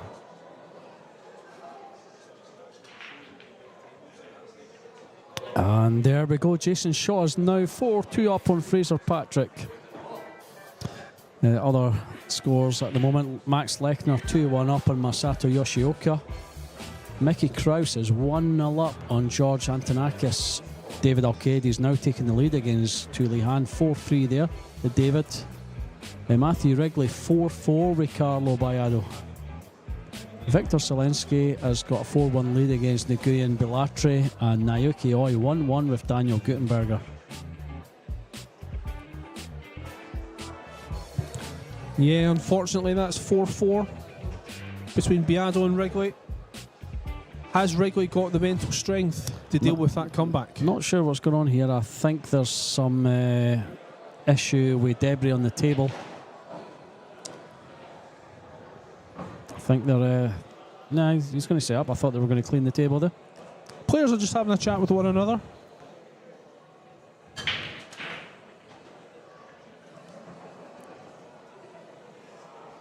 Yeah, there must be a bit of debris. I think that is... no, in fact, they covered the table when they were fixing the light. They had to bring the light down a bit earlier. Okay. But they did cover the table with cloth and boards. So there's maybe been something on the cloth that's transferred to the table.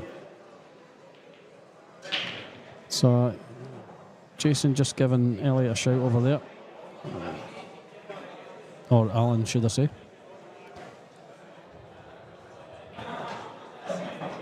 But yeah, I mean, I think they've agreed to carry on. Yeah, I don't think there's any option really. Obviously, the table fitters can come in overnight, do their work their magic. Table's been playing fine, to be honest. It doesn't appear as if there's any funny rolls or anything.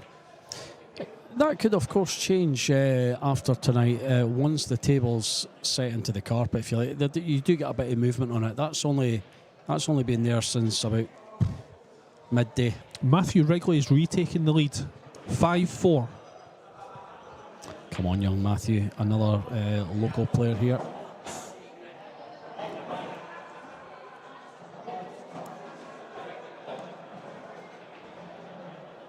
And Jason's still doing a bit of housekeeping on the table there. So maybe just some fibres from the new cloth. That does happen, yeah, there's no doubt. You do notice the wee fibres. You see, I think what happens, Graham, is they end up in the pocket, and when you're pulling balls out the pocket, just with static and stuff on them, absolutely, it transfers to the table again. That is correct. So it's not necessarily on the table to start with, it's just maybe bits in the pocket. I don't think Jason has a shot in this 2 here. No, he doesn't. So we might have a chance to see Fraser back out of his chair. We want to see a close game, and there's no doubt Fraser's capable of doing that.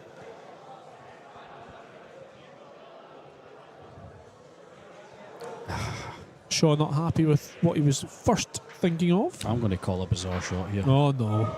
Off the rail, 2 onto the 5. And that's why I lose matches. What about that? That's exactly where he pointed. Right that's behind where the he floor. wanted to put the cue ball. Beautiful. Top of the table. He doesn't take on these crazy shots. That's the first crazy shot that I've... do us a favour on Tuesday when you play Biado take on down the crazy in Telford. shots. Maybe play what Jason just played there. How's that? I'll say to myself, what would Jason do? And you'll still smash it. Probably. Is the 7 going to come to his rescue? It's not. He's going to leave a shot. Yeah, he's left a shot here for Jason. This, I mean, he's got to play a good shot here to stay on the 3. Anything can happen here. But as Jason Shaw we're watching.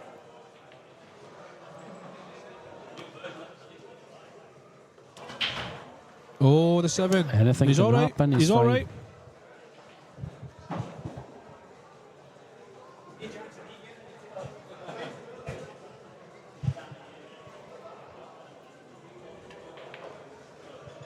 Beautiful.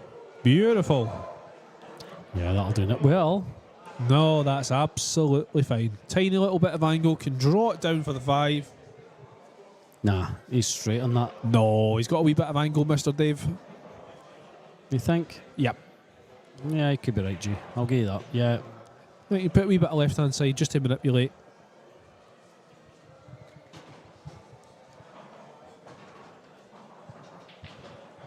Just a little nod there to my UK Open opponent, JJ Fall, just to get in his head. Start the psychological warfare today, a week until our match. Oh, there he is.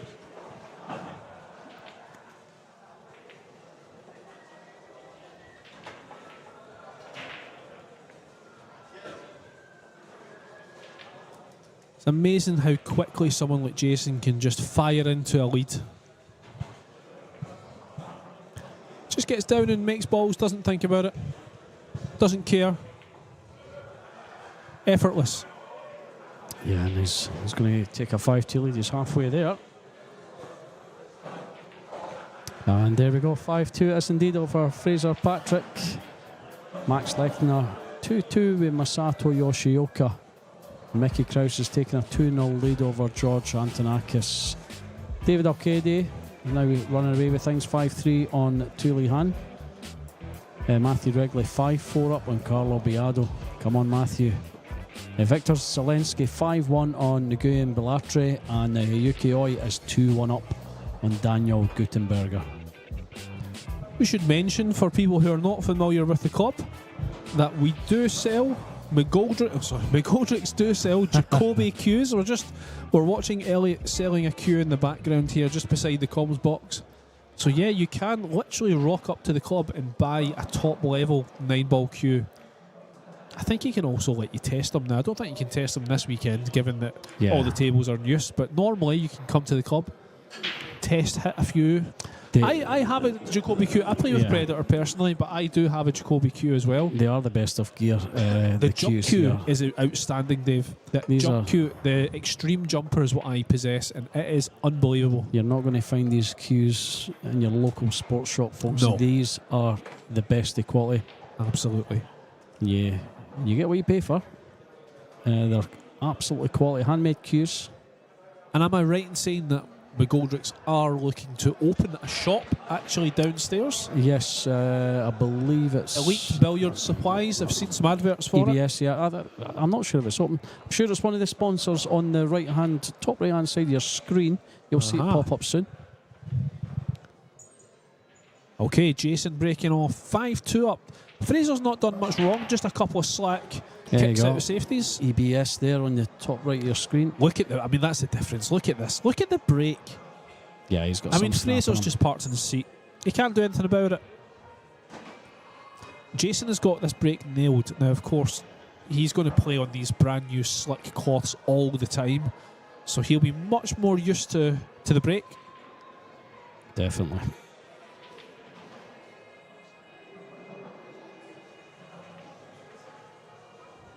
Two rails and out for the 4. Just a stop shot, or maybe drop back a couple of centimetres for the 5. He could draw it all the way back as well. He's got a couple of different ways of playing it. I would just draw this back a couple of centimetres.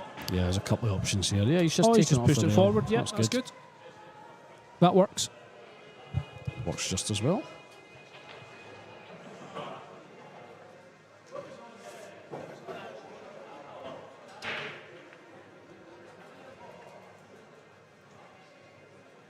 There we are, centre table. And in no time at all, it's going to be 6-2.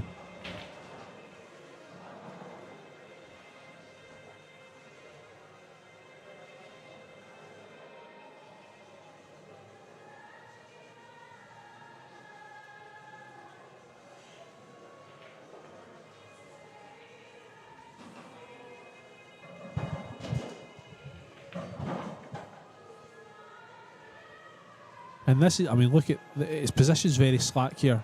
This is practically over the pocket for someone like Jason Shaw, but I can assure you, this is not a given. And that's why he's missed it. Yeah. And what a chance for Fraser Patrick. He has to take advantage of this and keep possession of the table. Looks to finish this one.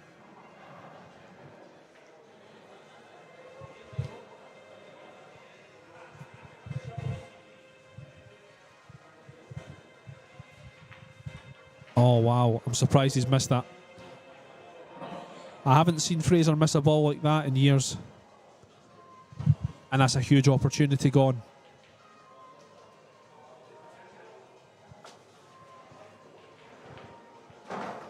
Well, I think Patrick's in trouble now.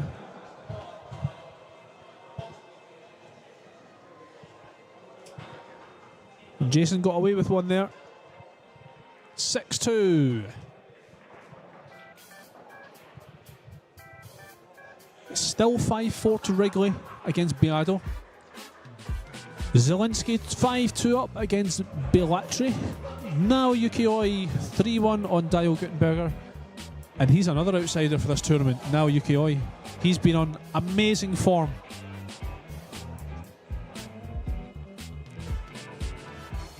Alcade 6-3 up and Kraus is 3-0 up as well. So all the big hitters leading. Wexner 3-2 up as well.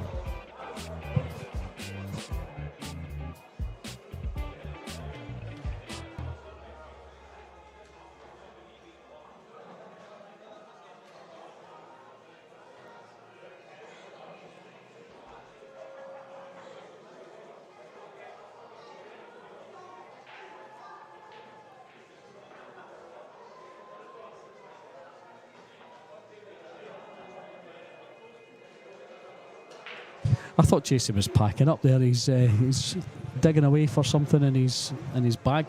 Unfortunately, I think it is as good as over. And I say unfortunately because I want Fraser to win. I think he's good enough to win. Yeah, definitely. But not missing nines like he did in the last rack. It wasn't a gimme, but you expected them for to him, pot it. it is. It is. For you or I, they'd expect us to miss. Aye, yeah, fair enough. Breaking from the middle of the table.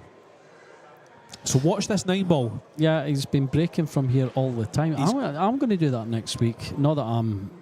He is still going to do a cut break though. But he's yeah. And we look at wow. But he's making multiple balls every time. It's perfect. He's breaking perfect. He's worked out the box break. That's the thing. The hardest break in the game, and he's worked it out. I remember when that came back into it, the box break, and everyone trying it, trying to do everything they could to master it. Even guys like Jason struggled at first as well. Yeah. But yeah, they got it. They'll change it again eventually. Somehow.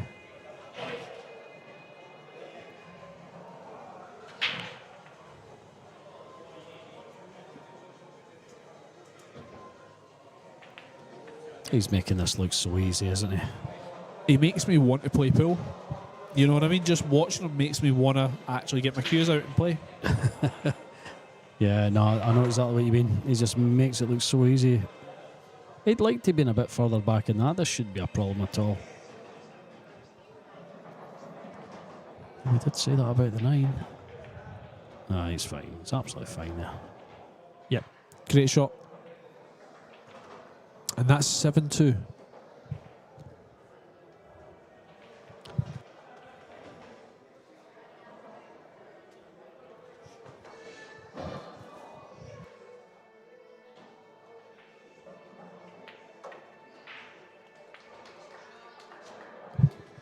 (7-2) to Jason Shaw. Hit it, Dave. Wrigley Beado is 6-4. This is on.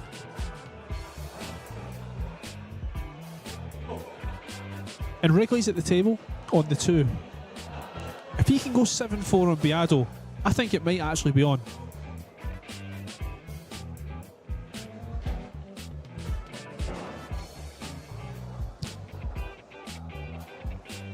Can we just forget about this game and move over to table 14?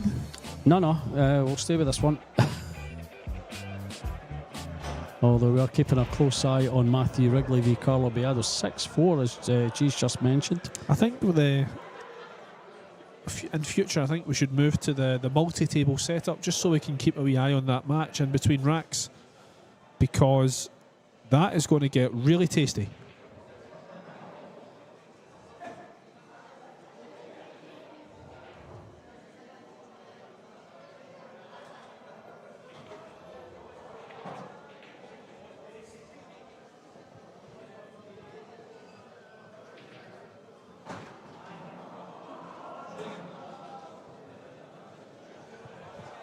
Okay, here we go. Jason Shaw to break. 7-2 ahead in a race to 10.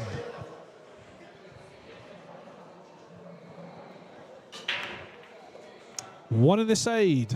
Yeah, he's going to have a shot in the 3. no, he's not got much of a shot. Well, I tell you right, Doesn't like it. if anyone else breaks like that, you're thinking it's a rubbish break. Oh, sorry, it's a great break. If Jason breaks like that, you think it's a rubbish break because he's been breaking so well. Yeah, he's not happy with it. This is fine. He'll still make Couple this. times across the table. 4 in the same pocket. Oh, look at this. Boom. Heart of the pocket. There you go. Incredible. Alan Brown on the chat. Great to see you, Alan. Top man. Oh, hi, Al. Unfortunately, you lost to Fraser today, but you'll be back tomorrow, sir. Your tournament starts tomorrow.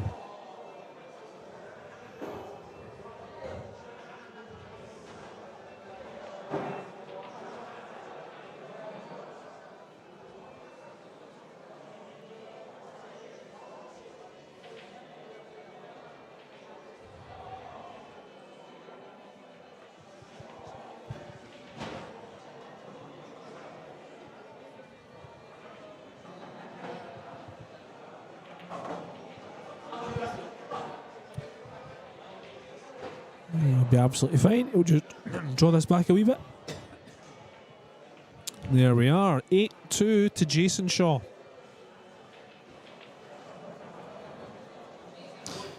Just gone from strength to strength here. No problems at all. There's no point in giving you an update in the scores because it's only been about a minute since we last told you the latest scores. Yeah, the scores are just the same, folks. Craig, if you're listening, can we have a wee look at the outside tables? Craig Sutherland, thank you for the comment. Neil Bonner, thank you. Oh, Neil Bonner, yeah, it's good to see Neil on there. You can see one of Neil's boards there, Invisible Travel Agent, just at the top left of your screen. He's a good lad, Neil. Good player. Played in last year's one, I think.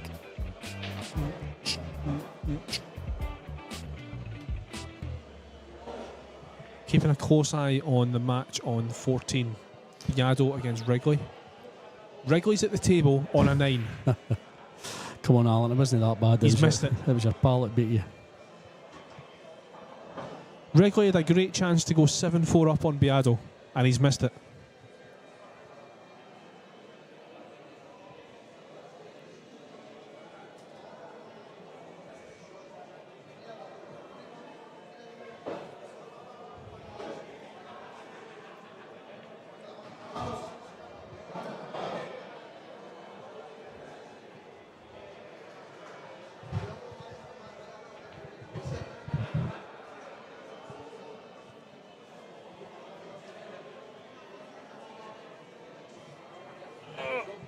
So here we go, Jason Shaw to break off, 8-2. He has been breaking like a demon. Oh, he's got it again. He doesn't have a shot on the 2 though. He's not going to have a shot this time. He's human. He's going to jump this though. He's going to jump this, no problem. Straight out with the jump cue.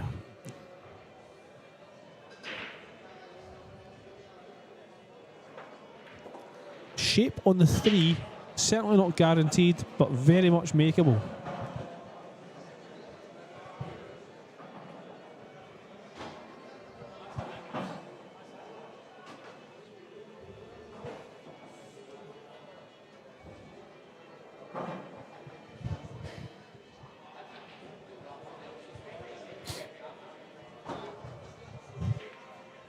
I think we're looking at the tournament favourite. Has to be.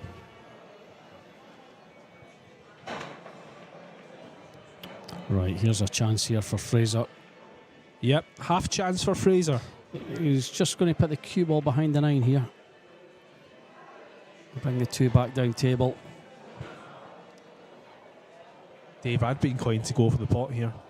Yeah, I know you would. I know that's what you're looking at. He's just... Bit of left-hand side. 2 rails. No, he's hitting it plain ball, so I think he is going to do what you were saying.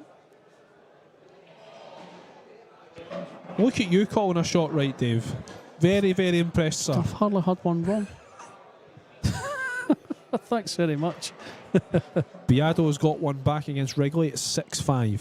That was a huge miss on the 9 there from Matthew. Oh, he's flicked to 4. It's not worked out for him, though. My goodness. You can just see an edge of this. I mean, he'll play off the rail. He'll play off the rail and try and get the cue ball in behind the 9 here.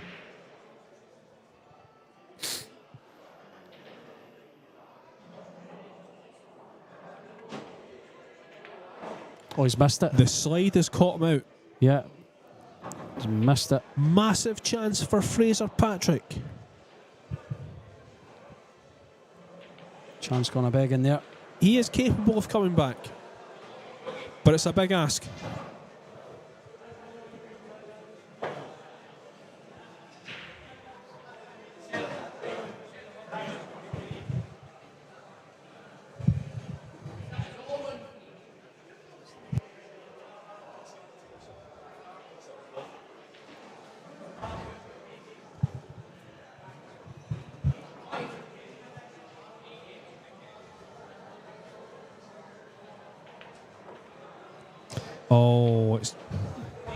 Oh, it's okay. Yeah, it's okay. he's all right It there. just kept going, thankfully. He's got a nice angle.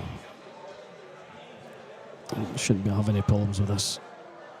It's a very good chance here for Fraser to stop the rot. Lovely. This is for 8-3.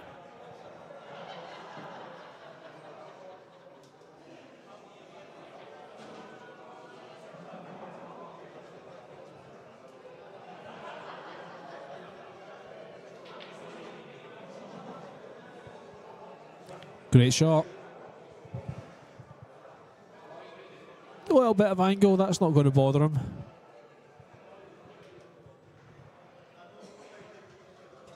Okay, so it's not quite game on, but it's got the potential.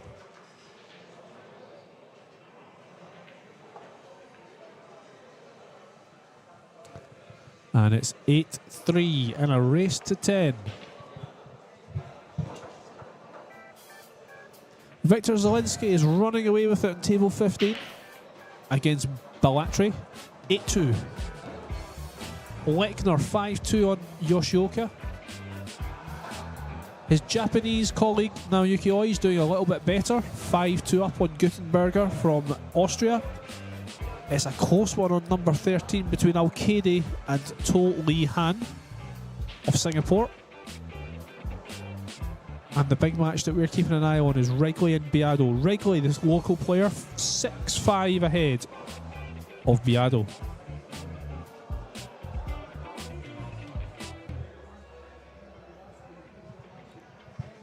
Dave, at what stage is this game on?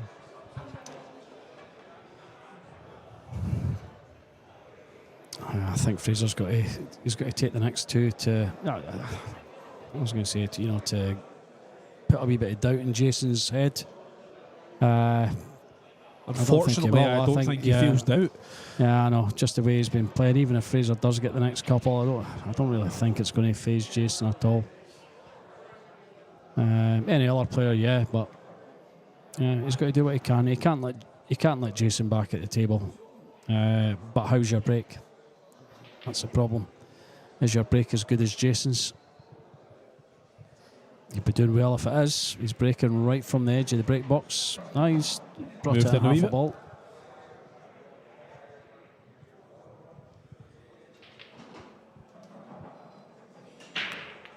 One in the side. He's got the 9 moving. He's going to have a shot in the 2. Okay. All right. He's got half a shot on the 2 here, yeah. He doesn't have to do much with the cue ball. The three's in a decent position.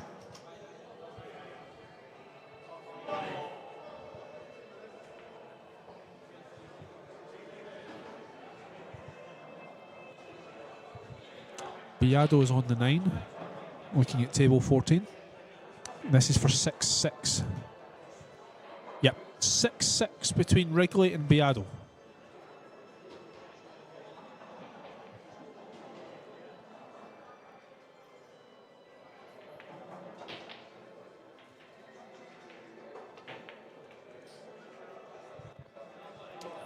We're getting a chance to see this silky smooth cue action.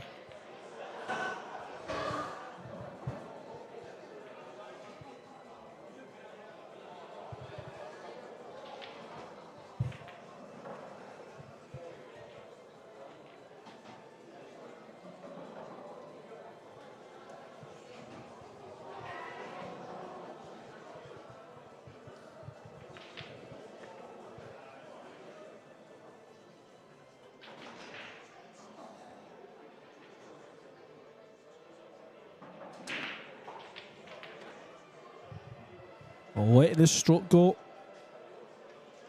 for a man who's 8-3 behind. The race to 10, he still plays pretty confident.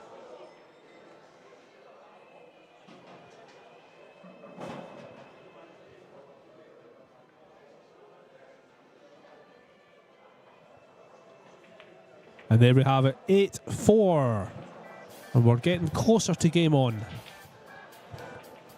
Yeah, very well done, Fraser. They're pulling another one back. Max Lechner's 5-3 up on Masato Yoshioka.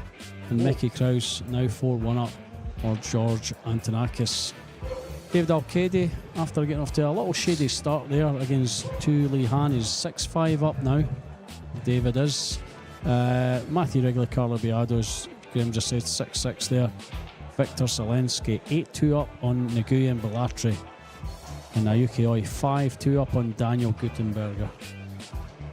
Big shout out to the man in the booth here, Dave Black. You're looking at the comments thinking I'm talking about someone who's in the comments. I'm talking about you, by the way. Oh.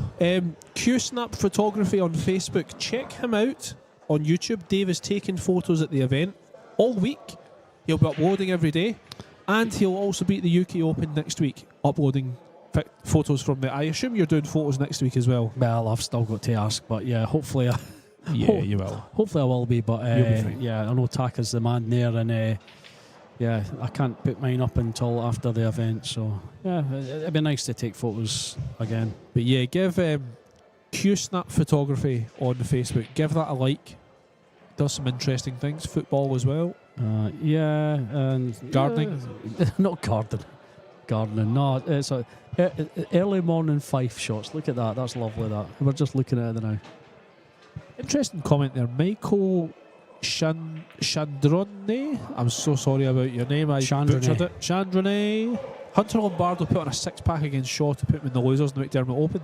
I got to say, I was watching Hunter Lombardo earlier on, and I wasn't that impressed. I know he's a good player, as Fraser has a shot on the 2, but, on the 1, sorry, but not ideal. But yeah, what was the score with the Lombardo match and Blassie? It went pretty close. Let's have a wee look. That was a really. It was actually Blassie that won. So there you have it. I mean, an amateur player has beaten Hunter Lombardo tonight, 10-7. So yeah, Lombardo has not impressed me. I'm not going to lie, and I know he's been around for a long time. He's been nowhere near the Mosconi Cup team. So I mean, look, fair play. He's clearly got the game if he's put on a 6-pack against Shaw. But yeah, we're not going to see it. Well, I mean, he's still in the tournament. Of course, he's on the loser side now, so we might have a chance to see it.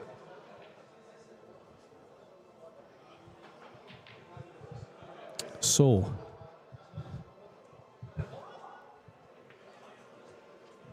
Shaw sending this one back. But yeah, your point still stands, Michael, that certainly Fraser is capable of putting on a 6-pack here.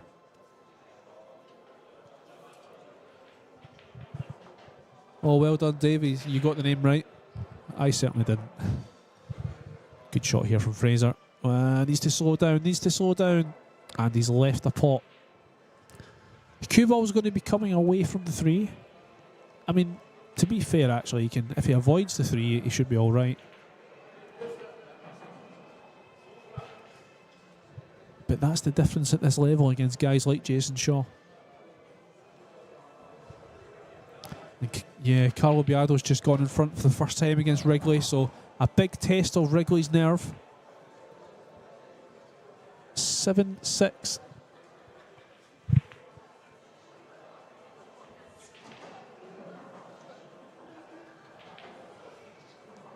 So Shaw's gone safe and he's left a shot.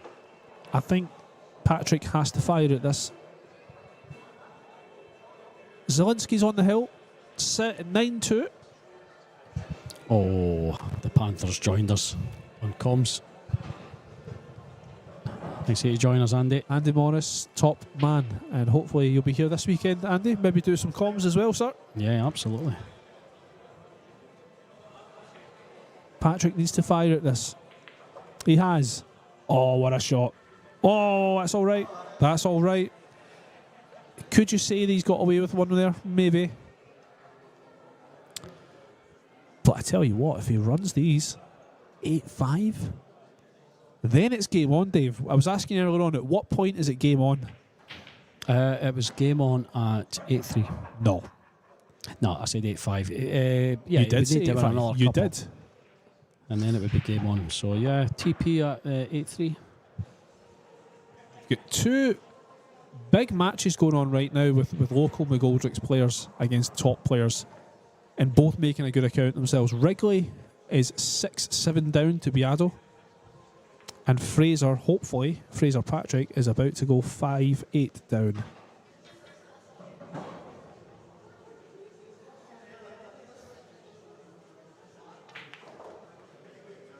Fraser just doesn't look like he's going to miss. That's the thing. His cue action is that solid.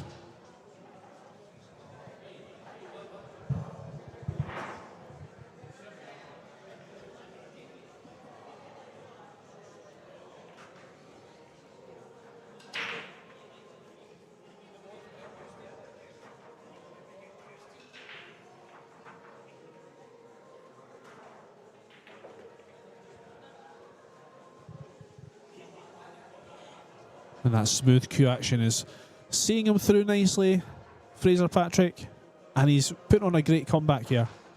Now it's game on. From 8-2 down to 8-5. And this is how Fraser's going to win this game, if he just keeps Jason Shaw in the seat. It was a slack shot from Shaw previously that let Fraser back in.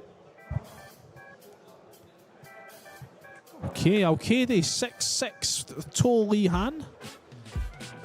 Zielinski's still on the hill against Bellatri. Lechner 6-3 ahead. Kraus 4-1 ahead. Biado 7-6 ahead. Oy 6-3 ahead. Michael in the chat, curious if Jason has an equipment issue. Yeah, his cue doesn't look like it's one of his previous ones. It does look like it might be a new cue. We'll maybe find out at some stage over the course of the weekend. I remember him a couple of years ago. See the year that he won it, he was having issues with his cue. Remember, he was well down. He was getting well beat against Zielinski. Yeah. Changed his shaft and never missed a ball. I think he's had incredible. He's had equipment issues for a long time, actually. I personally think, and I know this for people that know me, this is a stereotypical thing that I'm going to say, but I think peak Jason Shaw was when he had that extension on the end of his cue. He wasn't missing. He didn't miss a ball. You do like an extension, don't you? I do, but I defend it to the hilt. I love watching Jason Shaw when he had that extension on, and I mean like 2017, 2018, 2019.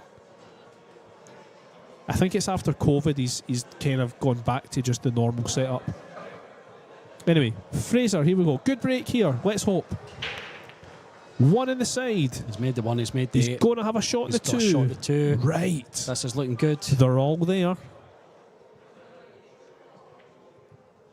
He's breaking really well here, Patrick.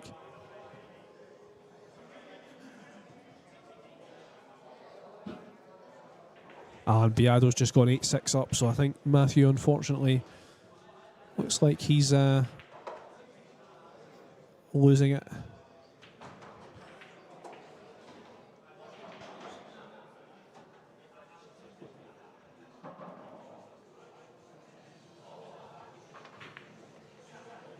Uh-oh, middle pocket. Oh, cue ball. Oh, no. That could well be his last shot of the match. He's gone from putting on an extraordinary comeback to now, I'm guessing it's over. There's still another... He's got a breaking run, let's be honest. At least another rack here. So, interesting here. This is the bit where they were having some trouble with the cloth earlier on, but no, it's just absolutely fine. It's just a quick pick of the cloth. So this is on the hill, Jason shot. I thought he'd underhit that. I didn't realise it was right over the pocket. I mean, he has underhit it, but it's still fine. Yeah, maybe have to spin off a couple of rails. Just the one rail, that's fine. So 9-5. Oh, what a mistake from Fraser. It could have been an outstanding comeback. Yeah, he's got to be kicking himself with that one. Didn't see the scratch. And that is 9-5. Jason on the hill against Fraser Patrick. Victor Selensky is also on the hill, 9-3 up on Nguyen Bilatri. David Alcade 6-6 now with Thule Han. And Naoki Oi is 6-3 up on Daniel Gutenberger. Mickey Kraus 5-1 on George Antonakis. And Max Lechner 7-3 over Masato Yoshioka. Carla Beado still 8-6 there over Matthew Wrigley. So, I believe this is the last match of day one. The good news is we've got another 4 days of this outstanding tournament. Are you going to be here for them all, G? I'm not, Dave. I won't be here tomorrow or Friday, but I will be here all Saturday and Sunday. So you'll get a break from my voice for a couple of days. That's the voice of 9-ball checking out after tonight. I don't know about a couple that. of days. I think you're very much the voice of 9-ball, so I'm sure you'll keep it going, sir. We'll hopefully get Capaldi in the booth, I think. We'll do our best. He's just in front of us, so I'll have a wee word with him afterwards. Yeah, absolutely. Capaldi. Who else have you got? Richie. I mean, Richie's still playing in this. Christian Sardea, who's not here anymore, but he loves doing a bit of the comms, so I'm sure he'll jump in at some stage. So yeah, you've got plenty of people to keep you company. Just losing my mic there, it keeps dropping out. Some of the matches to look forward to tomorrow, folks. Let's have a look. We have got Jonas Suto against Quinton Pongers. Newhausen against Vogel. Oh, cue ball! Jason has scratched.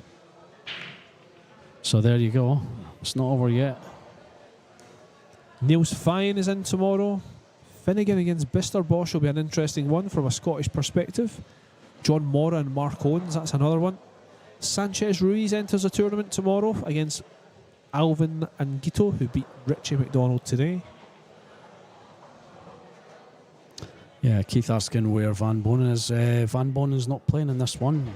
I think is he? He is playing in something else just now. Yep, he's one of the hayballers, unfortunately. Yeah, there's a big hayball event going on just now. That there's a few of the Americans are over there, and they're going to miss the UK Open as well. Unfortunately, it's the timing of it is not good. It's a shame. So here we go, a chance for Fraser Patrick. Can he put a comeback together? It'd be unbelievable if he snatched it. Oh, he needs to watch the cue ball again. He's done it again. He has done it again. He can't believe it. What a chance he's had there. And he's let it go. Oh. G's dropped a mic there. He can't believe it.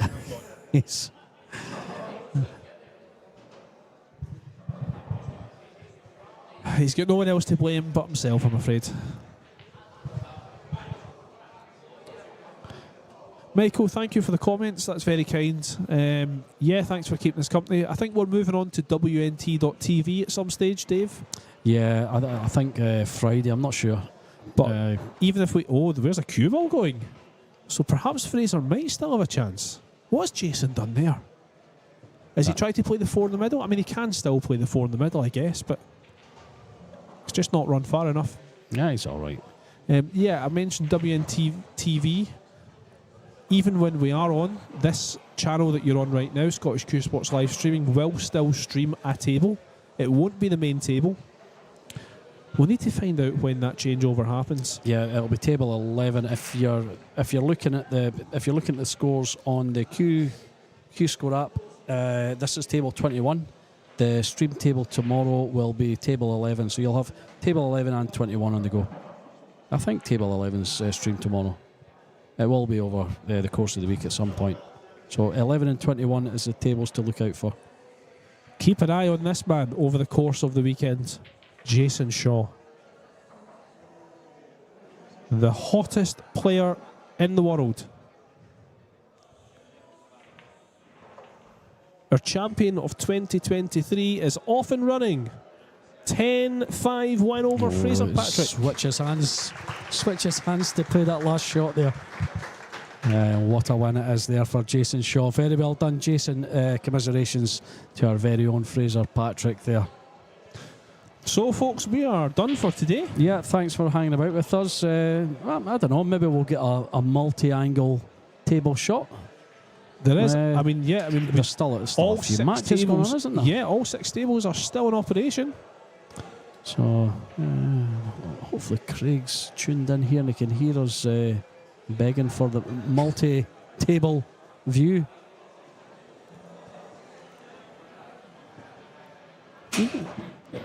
There you go. There's the prize fund there.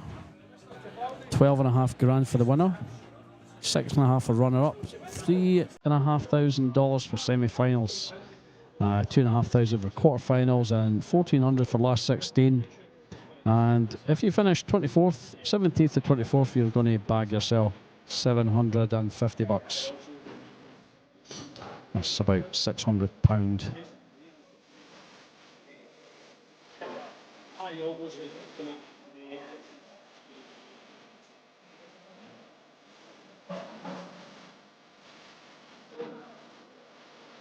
Let's get the chat.